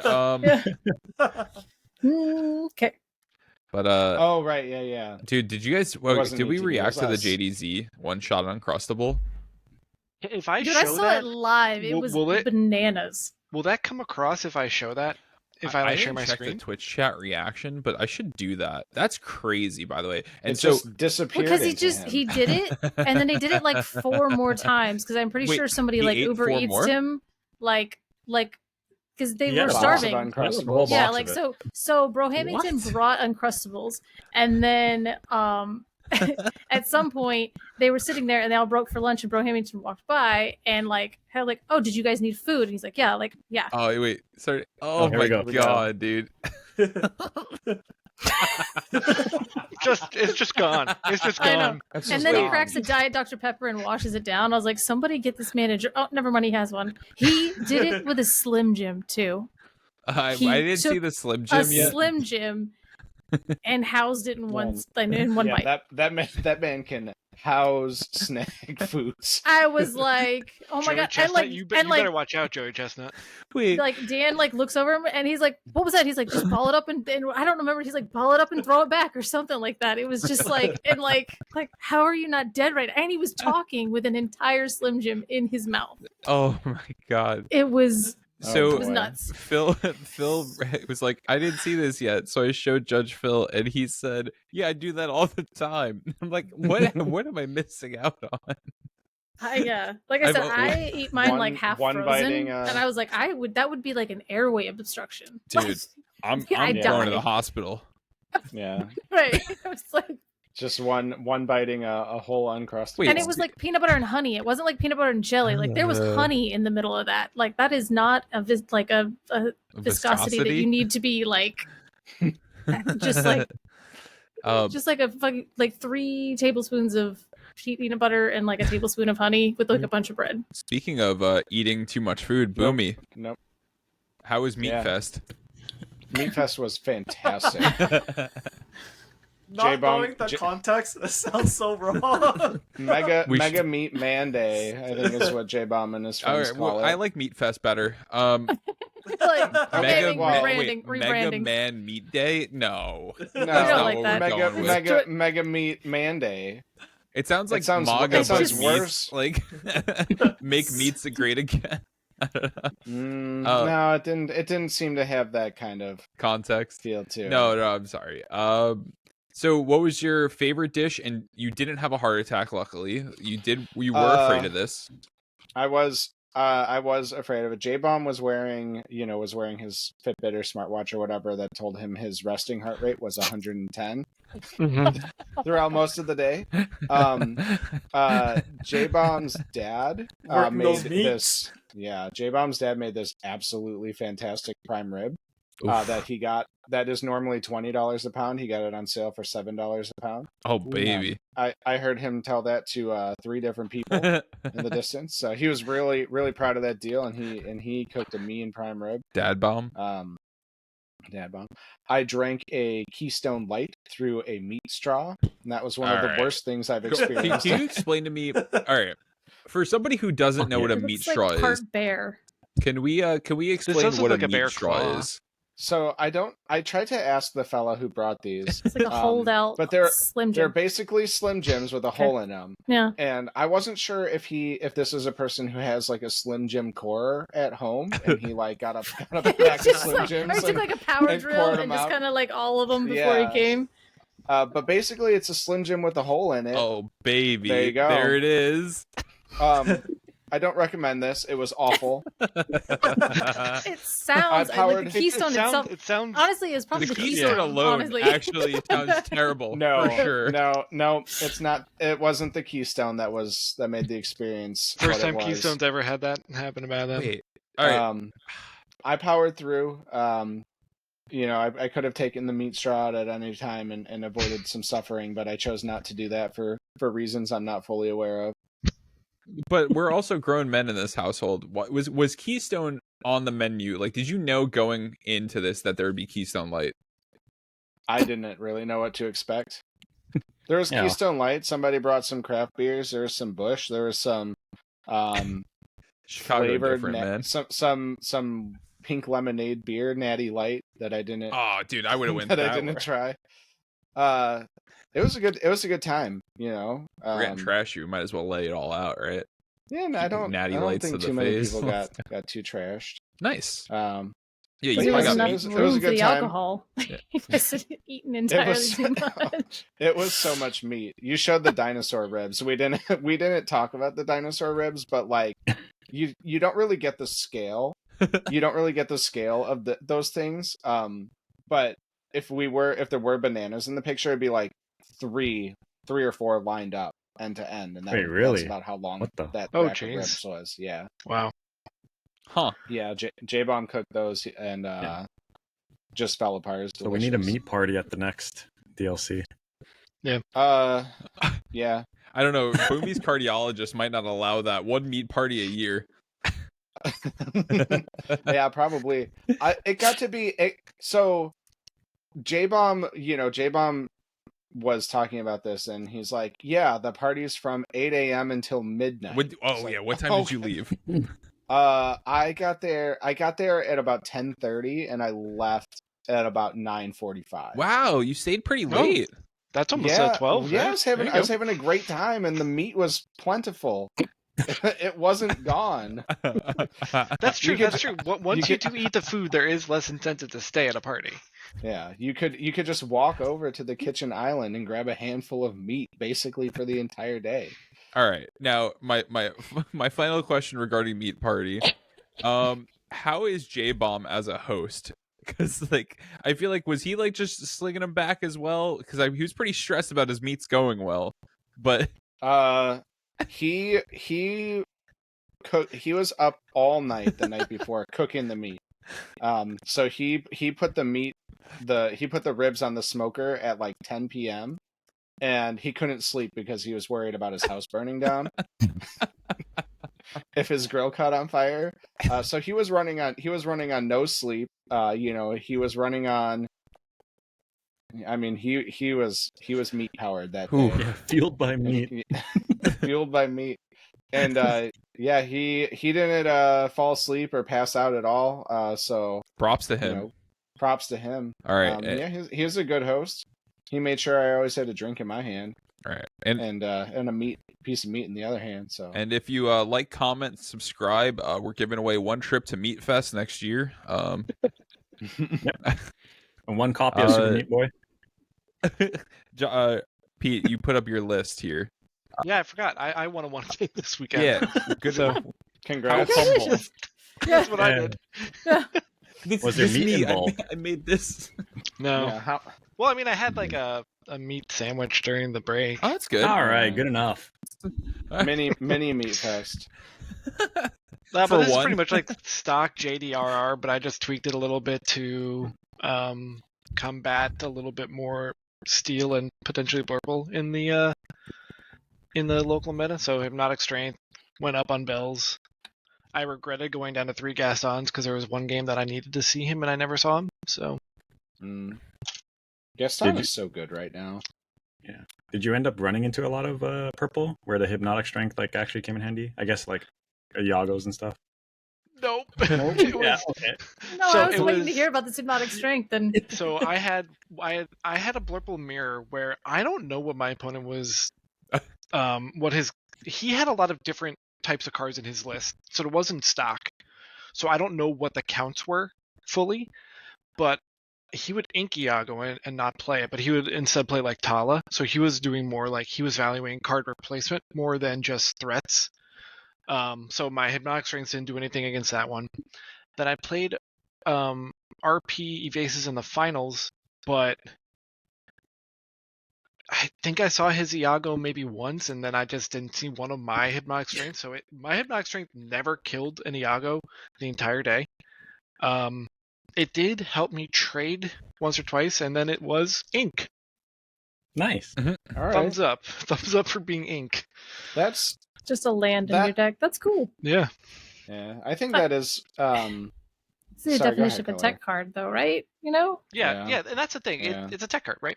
Yeah. it does Like, a thing, I don't want to or it harp doesn't. too much on Dale's list, but I didn't get out everything that I wanted to say about that beautiful masterpiece. All right, let's bring it back. Do you want me to bring it Yeah. back? You can bring it back, but if you go back and you look at it, like all of the tech cards minus the one Zeus, like all of the tech Are cards, inkable. like all of the neat cards are inkable, right? That's true. This is what I love about Lorcana. Like you can Well, put a bunch of one ofs. Don't say There's, Zeus. there's a one of that's Zeus. Yeah. I Don't say mentioned Zeus. that. Yeah, I said minus the one Zeus. All of Oh, these you did say tech that. cards Zeus is are just inkable. it's just necessary. Is that even a tech card? That feels like it's good No, in it's every just it's matchup. like I was gonna say he it's said just it a was- necessity. He said it was his fifth Bruno. But this is what I love about Lorcana. Like you can put these high impact, cards as one ofs in your deck, and if you draw them at the wrong time, you just throw them into the inkwell. And if you draw them at the right time, though, holy, are you in for a good time? Yeah. Well, Right? I think there's a much different viewpoint of it in this style deck too, because you have morph, Yeah. so you can support all of these Well, one of shifters or low Yeah. count shifters. yeah. Well, all these low count shifters, are kind of the tech for this morph deck. But Yeah. you can do this. You can do this with other archetypes too. You can play lower counts of high impact cards. Like you can probably just throw a random Maleficent Dragon into any red deck. Well, I mean, even And- just going back to my list, like there was one of JDR's disciples was doing a 3 gas on 1 Tamatoa 6. Yeah. Because like we've a lot of us have said it as we've been testing the Blurple, the new wave Blurple out, Zoomer Blurple or whatever we're calling it. If I see 2 popsicles before I get the Tamatoa time, I'm happy to play Tamatoa. Right. It's just we don't always see the popsicles, and sometimes we ink them, and then Ed's stance is that once you put Tamatoa in, then the popsicles are uninkable, and it's a whole thing. But if you hit the 2 popsicles before you hit the Tamatoa, suddenly Tamatoa is a draw 2. Yep. It's very Man. very powerful. Tamato has been the best card for me in Well, red I'll draw blue. 4, right? Well, I mean, no, because you get the pops back, but then you have to use the pops to replace themselves. Oh, okay, so replacement effect. Yeah. Yeah. Draw 2. Yeah. So it's like an 8 ink draw 2 that you get to pay in installments.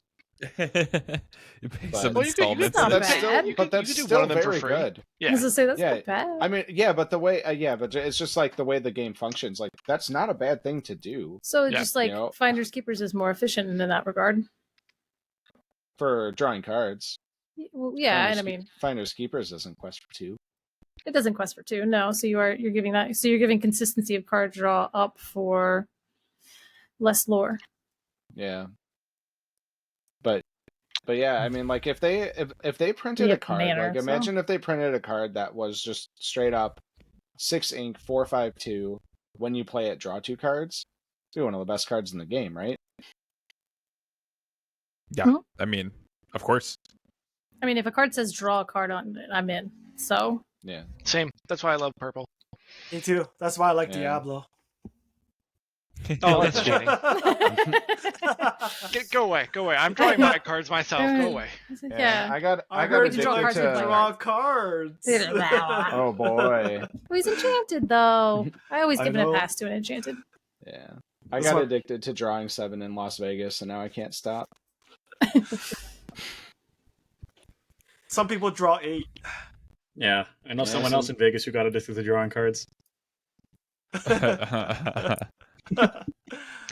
All right, anyone got any fun events they're doing this upcoming weekend? Is anyone who's traveling talking to about? SSG? Champs Is that what's weekend. coming up? Oh, is SS? Is SSG Yeah. this No. weekend? Or? It is. It's oh, on yeah, the 3rd. sorry, you're saying SSG. I was thinking you were saying SCG or whatever. Nope, SSG. Too many acronyms. We gotta Yep. just say the So whole Southside word now. Gaming is doing their 10K this weekend. The Merlin Yep. poster. Bivens I is gonna be there. I think almost Zan. booked a last minute flight. Have they lifted their ban on Asian cards No. yet? All right, shame on you, SSG. Shame. sounds like- superseding the rules of the game. It sounds like Justin's potentially going to it. I honestly really want to fly down, but this being 2 days, yeah, I don't know. It's gonna be tough to pull it off. Because Saturday I'm doing like a Cinco de Mayo thing, because you do those things, I guess, here. But and then Sunday I'm doing a set champ. So I have a set up on Sunday. I just remembered that earlier today, and I'm not prepared for it at all. Yeah, I may do a set champ. This might be the weekend I skip doing one, because in 2 weekends is the SCG Con Hartford. yeah, baby. So I'll be doing a Friday, Saturday, and then a set champ on Sunday. That's what I'm doing that weekend. So you're That you're sounds going like an exciting to weekend. Hartford? Yep, going to Yeah, Hartford. I'm gonna we'll hang be out there. with Pete. Yeah. Let's go. Woo! All right. Yeah, I've got Josh, you a flying bunch down? of people coming down. It'll be good. I don't think so. All right. Oh, we tried. Just a quiet. Just like I don't think so. Well, I know that originally Sailor wanted to come down, but then when the date came out, I think there is something up in Canada around that time. Yeah, it's probably. I don't know if it's just in Quebec or if it's in Montreal or if it's Quebec. which one it's at, but Quebecois. I knew that he said there was an event at that time. So So yeah, May is set Stacked, champs, by the way. Set and champs. June is absurd. Yeah. June has gotten disgusting. Oh, we might hear even more about we June didn't. soon. We Yeah. didn't talk Crazy. about There's the like PPG announcement. I'll be in Baltimore on the 7th, and then Atlanta on the 14th, Oh, the and Ink then Ink thing. I'm Are you gonna be casting there? that one. All right, Yeah. I will be That's there exciting. as well. I believe. Yay! I'll be casting. Go on stream and don't lose. Josh, what'd you just mention? Oh, I said we didn't talk about the PPG announcement. Oh yeah, that's I gonna be Wait, the you I know had you that, do. Fourth and then we just fifth. kind of went through it. Josh, you should say, "Oh yeah," the PPG announcement, and then you just roll like the like Curb with Your Enthusiasm credits, Yeah. and that's how Thanks the for episode joining. should end. Man, Yeah, this so one, PPG announced that they're doing a big event down in Yeah. Texas at the Will Rogers Memorial Center. It's going to be One Piece, Yu-Gi-Oh, and Lorcana. Lorcana has a 5K and a 15K. which is the largest cash tournament that Lorcana Yep. has seen. Cash. Yeah. Cash. All right. That's pretty cool. Boomy, I hit thought me with this it. was hit you with what? Why is this gonna be a bad time? Well, I don't think it's going to be a bad time. I think it sold out like instantly. Yeah, it did. I just thought it Mhm. was really funny because PPG, Oh, it's actually not sold out. I don't know who the said official. Oh, it's not sold out. Oh, someone No, said the it sold out the instantly, pre-sale but- was sold out. Yeah. So Oh, this is okay. isn't this a sign Oh, that weird. like they're no longer working with? I Is this think new this. I Lorcana? think this demonstrates that Possibly, it's yeah. official. Yeah. Even though I don't think an official announcement has been made. Or might be because because I think Ravensburger would not allow their official TO partner to do a cash tournament. Yep, exactly. Yeah. And this large of a cash tournament as well. Well, and the other interesting Well, note, I believe this location is where the Texas DLC was. Neat. Is that Yes, anyone no, confirm that was who went to Texas? yeah, it was at the Will Yeah. Rogers Yeah, Memorial sure. Center. So some people are formulating that they dropped PPG, but PPG got stuck with maybe these contracts of locations, Oh, that's a maybe good Oh, so they're point. like I have to A put on multi-year. the tournament just to. so they're now using Interesting. stuff. So I would just hope, speculation. I would hope if they were doing a multi-year contract that they would not be like, yeah, give me July 4th weekend for an official Disney Ravensburger event. I know the Um, day is so bad. because, It could like, be because- more just like, okay, we used them before, let's go to them again. Yeah, it could be that. Yeah, like just like a repeat thing. July 4th weekend is always an interesting thing to plan big events because I think travel is a nightmare. Somebody like Snobby could probably chime in on this or provide more information. But like I imagine like organizing big events could kind of be a crapshoot, especially if it's not like a festival or a concert or like a big staffing party. too. Yeah. It's like, all right, you want a bunch of nerds with families to show up to a weekend long thing in Texas on July 4th weekend, and right, yeah, it boils down to you're hosting something that requires a lot of people at a timing that a lot of people might be busy anyways. Right. I know. My daughter's birthday is 7, so I'm like, it's crazy. Yeah. I thought it was kind of funny because they made an announcement like, ooh, special announcement coming tomorrow at 5 p.m. And yep. And then you know what? And then Ravensburger was like, "Guess what? We have was our kind own." of on the outs. Yeah, I know. Yeah, yeah. And I hope this goes well. I hope this is a really big event. I hope it's really successful, and they continue doing things like this because $15K, that's a lot of money. That is a ton of money. Yeah. Just don't do it in Texas. On the 4th.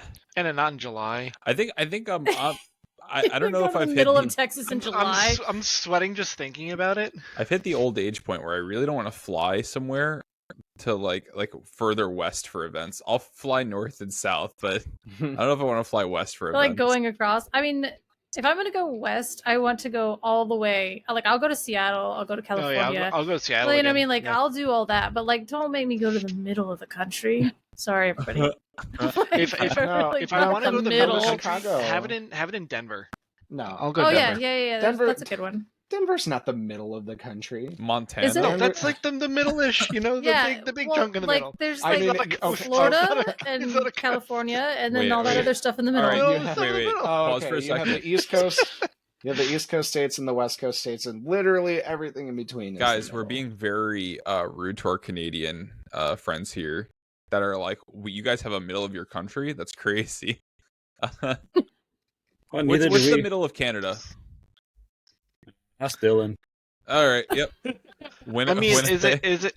Are you going to do it based on like population or based on like actual geography? Actual geography will probably be Dylan. That is not what we were talking about. Was geography? No. What? I don't get it. No, Well, no. My point was that Canada has a lot of like regions and provinces that are not as heavily populated. So being middle is different based on where the people might be. Right. Thanks for coming to the pod, everyone. I'm gonna have to Google Canada after this for like 45 minutes. I think middle is Saskatchewan, right? Yeah. Yeah.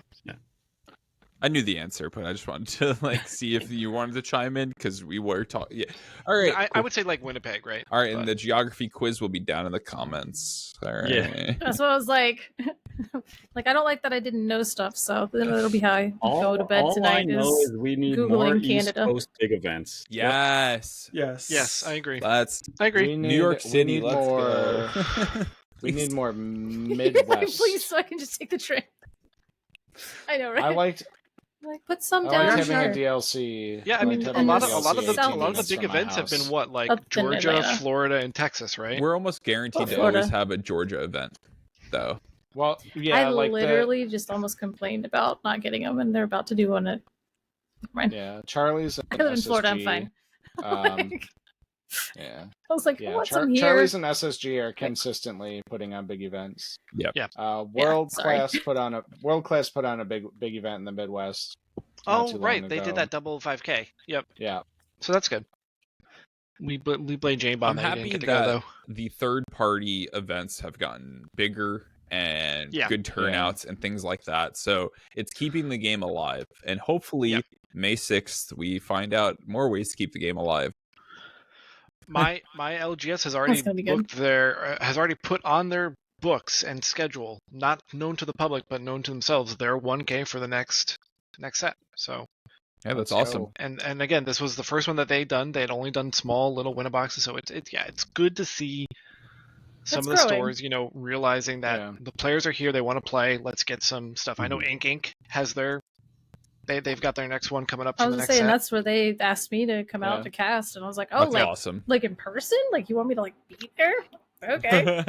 In the Me? same room? Is it, yeah, like in the Color- same room? Okay. I'll do Color's that. casting career is just Dude, you've made it, going Color. straight to the moon. Yeah, I'm going to Baltimore. I've made it. No.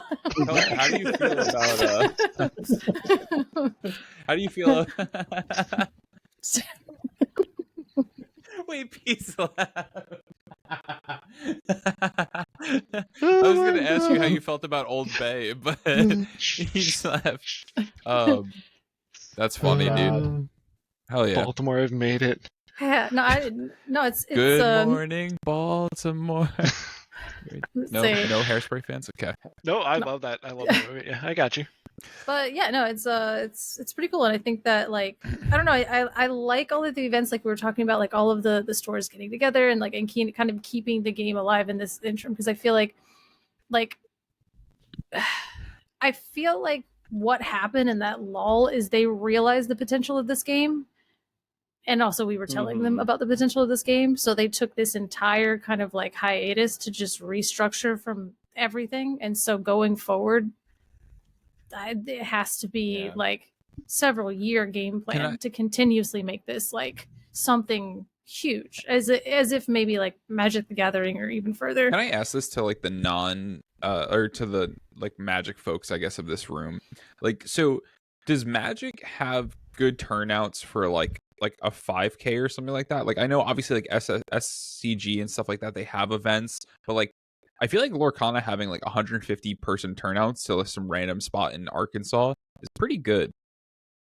I can't speak about the tournament scene in Sure. Magic in 2025. I guess it just depends on the format. Yeah. Like in the heyday of the same.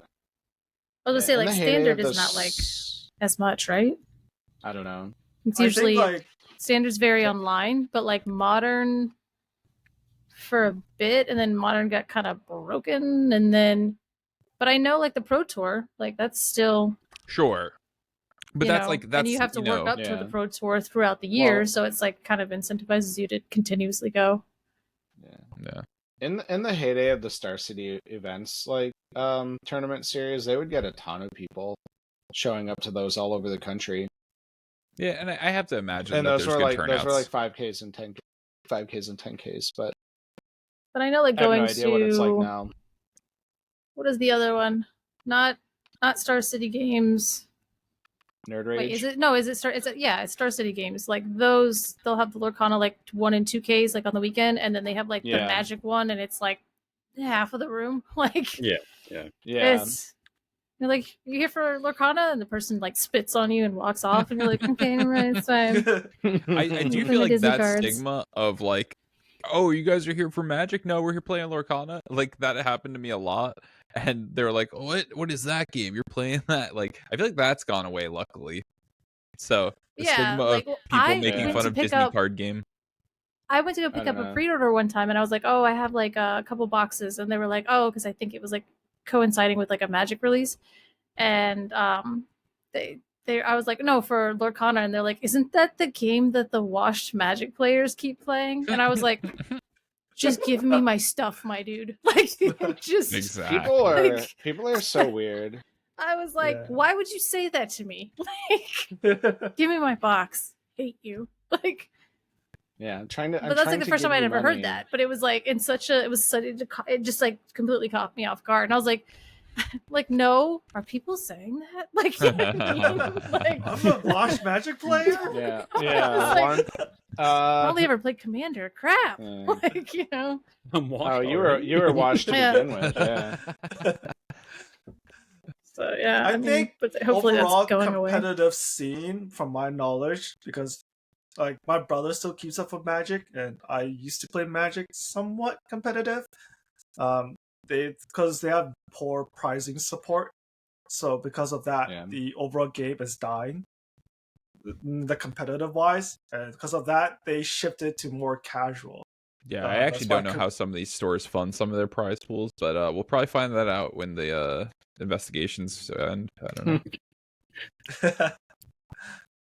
I don't know, but Yeah, I'm happy for it. I'm happy that this game is killing it. I feel like this game's in a great spot right now. And hopefully, by great spot I mean we're good. Can it be better with the Reign of Jafar? Can it be better with our May 6th announcement? And let's hope it is. Yeah, I hope so. Yeah. let's hope so. I think the format's better than really it's ever been. Yep, I think the format's outstanding right now. I agree. Mm-hmm. I think Very Rip Loves diverse. thinks differently.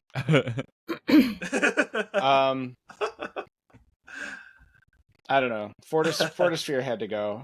It's been talked about. The blue steel deck without Hiram, but if you keep Fortisphere, would still be head and shoulders above everything else. Oh yes, 100%. Like it was the best deck. It was the best deck last format. Like red blue was obviously very good, but like people were heavily tacked against beating blue steel, and even then, like the deck was busted. It'd still be very good with Fortisphere. Agree. But yeah, I guess anything else? No, we're good. Moral of the story: Nope. get good, adapt. Yeah. Good and adapted. And then like we said, next week should be a lot to talk about. Yeah, and pretty we'll probably interesting. I did So, have I'm one excited. thing. We went on. Shout out Yeah. if you wanted to. So I have been bugging kind of a lot of different people. And so I asked Shadowx if he thought it would be a good idea. And he was basically like, I don't know. So I have this idea. Have you guys heard of the multiplayer format Heroic No. or Lorcana? Nope. I think I sort of heard of it. Yeah, it's going well. All right. Give us the pitch. Educate us. So, it's basically a format. It's a multiplayer format that is similar to Commander, which sounds All right. awful, and it might be, and I'm super excited about it. However, you have a storyboard, which consists of 3 cards. You pick a legendary, an ally, and a song. And they can be whatever you want. I mean, you could theme it if you want, like Ursula, and then like Flotsam or Jetsam, and then like, Horde Unfortunate Souls or something. The song has to be singable by your legendary. So like, Okay. that kind of thing. Luke Wonderland played it, and he picked Baby Diablo, which is an ally, and he picked Legendary Diablo as his legendary, and then he put Let the Storm Rage On. So, Wonderful. Classic abusing. Okay, and so everybody was like, oh, this format is like super fun and it can be casual, whatever. And then Luke did that, and I was like, well, hold on. There's a lot of broken cards, especially in Emerald, that say each opponent.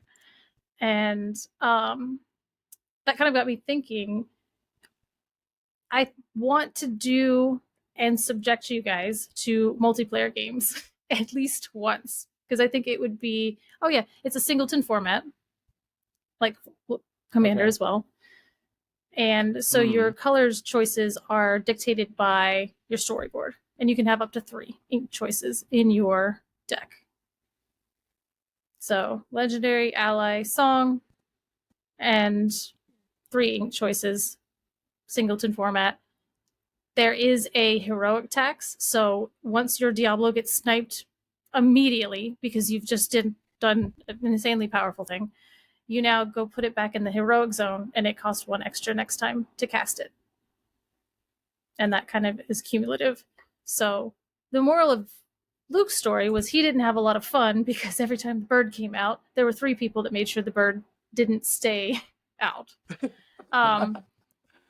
Which makes sense, because that is the kind of downside, I think, to multiplayer. Is that politicking?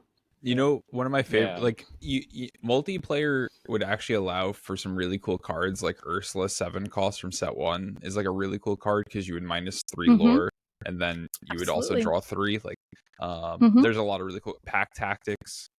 It's a great card, so it opens up a lot of cool building. Problem of that is you turn friends into enemies. Good. I want to ruin everyone. Commander, literally people flipping off at each other. So basically, the reason I wanted to do it, it's not because I want to play multiplayer, because I think that it's something that we're all going to like win, and like there's going to be like this clear winner, and we're all going to like, you know, I think I would like to play this heroic format because I want an outlet to where like you guys mention card choices and we all kind of laugh and think about the synergy and like, oh haha, but that would get stomped into the dirt immediately and I don't get to play that card, and you know, but I wanted to basically make like a YouTube show where the four of us get together, we play like one multiplayer game of heroic, and then just use it as a chance to like play with the game in another format, not necessarily win, because winning multiplayer is very difficult.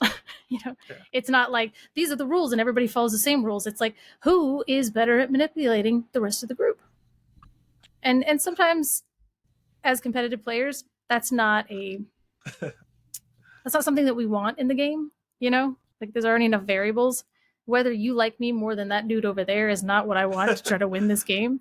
Josh doesn't exist. I'm attacking Fumbles. Yeah, exactly. Yeah. Like it's just because your name is Fumbles, we're going to swing in here. You know what I mean? And it's like I don't love that portion of multiplayer, and I think a lot of competitive players don't. I'm going to make the whole table hate Ray. That's my goal. So that's also an avenue where you can go down with it. But like I've seen decks that Shadox builds and that Ray builds, and there's always like really cool things. And I want just more of like an outlet to build a deck to do a thing. And if we did the thing with a deck, then we were successful. That's a win. Yeah. Yeah. Not that like we kicked the crap out of Fumbles and that was our goal.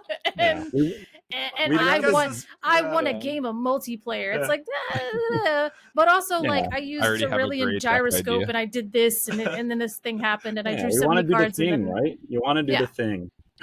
I guess it's like to showcase our creativity. I guess, and pull out some bulk rares and beat the crap out of it, and like that way we can all sit around a table and be like, "What's that card do? Like, what is that? What does that do?" And like I said, I think it would be fun in terms of like.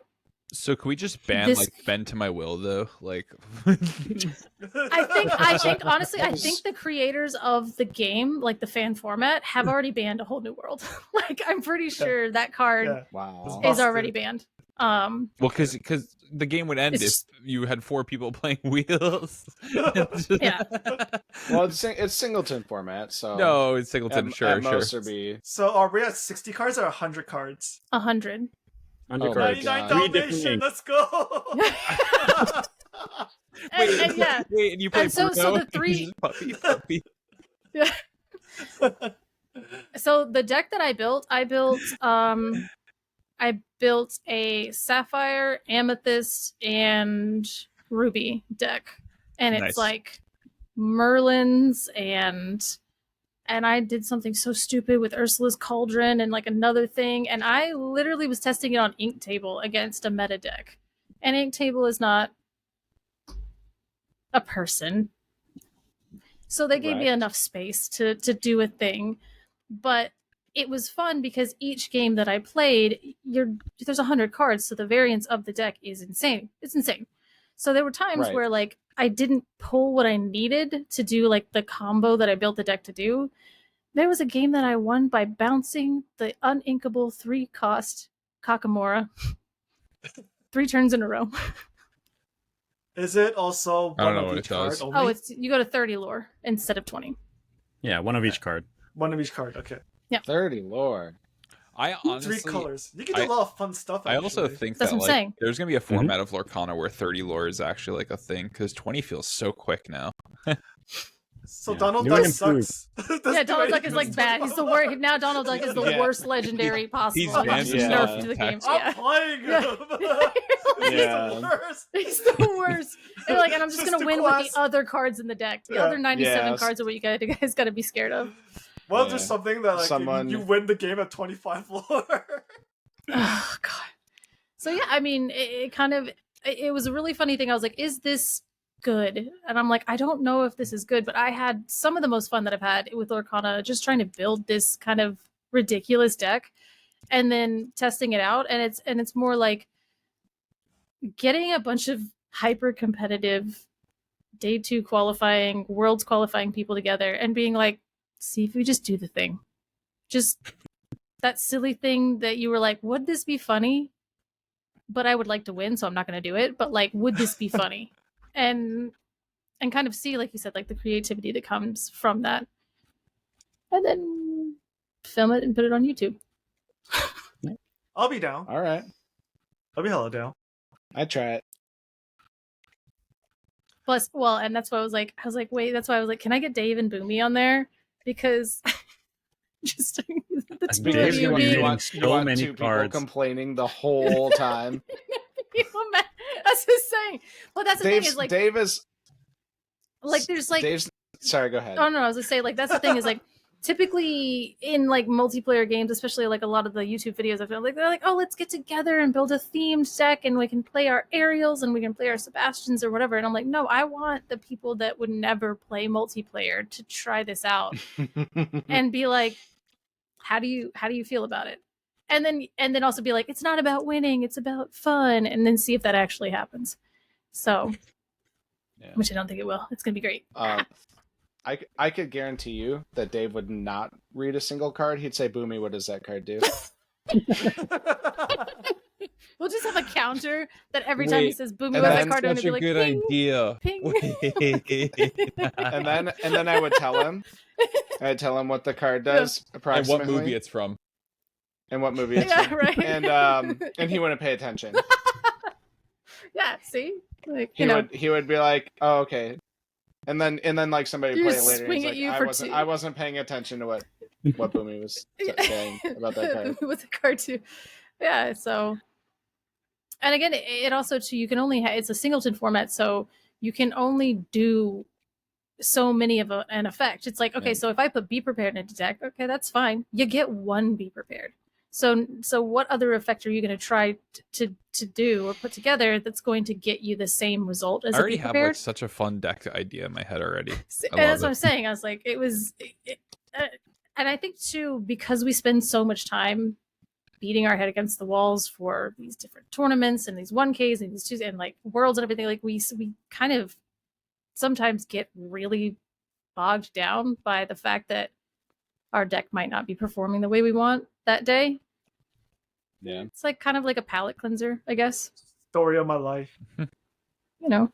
I'd battle. I'll throw down. That's what I tried to physically build the deck that I built online, and I have to order cards I don't. because I don't own some of these commons that I've never heard of. But yeah, so I'll try to put something together. I think the biggest hurdle for me is putting 100 cards in sleeves. yeah, oh yeah. Sounds like a slog. Who said they have to be in sleep? That is unhinged behavior. That is unhinged behavior. Like, Hmm. I was Just like, saying. I'm gonna brawl your legendary over there. And it's like, why? It's like, because it's not even sleeved. Like, it's not even And it's sleeved. enchanted. It's But funny yeah. because I'm brewing as we speak. I'm See, I was literally gonna say building a deck at the moment. I'm putting together a Beast OTK. Oh my god. But and see, that's the thing is like God. a lot of these things, like these are really, really strong things, but like they might not be as strong because you might not be able to find the combo or the piece, or if somebody how much does Beast cost? 6. Yeah, so you have to figure out a way to stall the game out until you're at 6 ink. Amber has way to dig. Yeah. But so say that you set up your board and you get 6 ink and you play the beast and somebody immediately banishes the beast. Now You're he costs goofy. 7. For giving it ward. We're giving him ward. We're playing Alice. We're playing Alice. We're playing Goofy. We're playing Beast. Anything that reads We're ward playing and evasive. Obscurosphere. Nah, Yeah. if they ruin the combo, you just rage quit and ruin the game for everybody. You I flip the can't do the table. thing nobody can. Yeah. No, you just That's lose because there's 2 other people. everybody There's 3 other discard your people. hand. I don't care. You're like, all right, well, you can just sit over there, I guess. Shuffle 197 cards. Yeah. Just like, I quit. And you're like, Okay. See, that's why you gotta play Donald. You have to play the Donald, the one that makes it 25 to win, because that way, if you can't win, you get to pick who's the closest to 25. Is that how it works? No. Have you read No? Donald? I was just saying, no. That's gonna Yeah. be like the theme of the show. It's like, have you read that card before? Man. Literally, no. I wonder what kind of group hug deck you can build in this format. Oh, that's such a good Did point. Did you know that Daisy Donald's date says each opponent? I would never play this card in reveals- that form. I put it in the first deck, and I was like, oh my god, it says each opponent. And then I was going through and like rereading because I had to cut. And that's another thing too. I was like, oh, I had to have 100 cards. I'm never going to be able to have 100 cards. I had like 160, and I had to cut 60 cards by the time I was done. She says each opponent. So I get 2 lore, and 3 people get to put a card in their hand. But like, who's going to be targeting you? Because you're playing Daisy, you're playing Amethyst Chromacon. Guys, we have a problem. You're like the good guy. I'm trying to You're build a playing deck Chromacon. right now, and I'm only at 15 cards. We gotta keep going. Keep going, man. Keep going. I believe in you. You got this. Thank you, bud. Yeah, good idea. I like it. Fun. I like Looking it too. forward to it. Yeah. We could do some silly things. Well, I know Josh and I don't think she heard any of that. Oh. We said Josh and I can do very silly things. Yeah. Is the bug back? Do it. Wow. You're alive. Yay. Yeah, sorry, my headset died because why We wouldn't just it? said it's a good idea. Oh, cool. So I have a really stupid name for it. You guys ready? I'm ready. Because I wanted to name it something else, and then I realized by asking that it was completely copyright. I don't want to get sued. So we're calling it Allies on the Other Side. Hell yeah. Yeah. Because after we get to the other side of this format, will we all still be friends? Find out next Hard time. No. Yeah, he said unconvincingly. Yeah. I don't know about all of you, but I can and will hold a grudge. For a long time. Yeah. All right. Cool. That's basically what I want. Yeah. I like it. Fantastic. I like it too. So be on the lookout for that sometime soon, hopefully. Well, we were actually going to record the first episode this Thursday, but JDZ got by the airlines, and all of his recording equipment got lost. That's really, really unfortunate. Yes. Yeah. Mm-hmm. Yeah, hopefully that gets settled soon.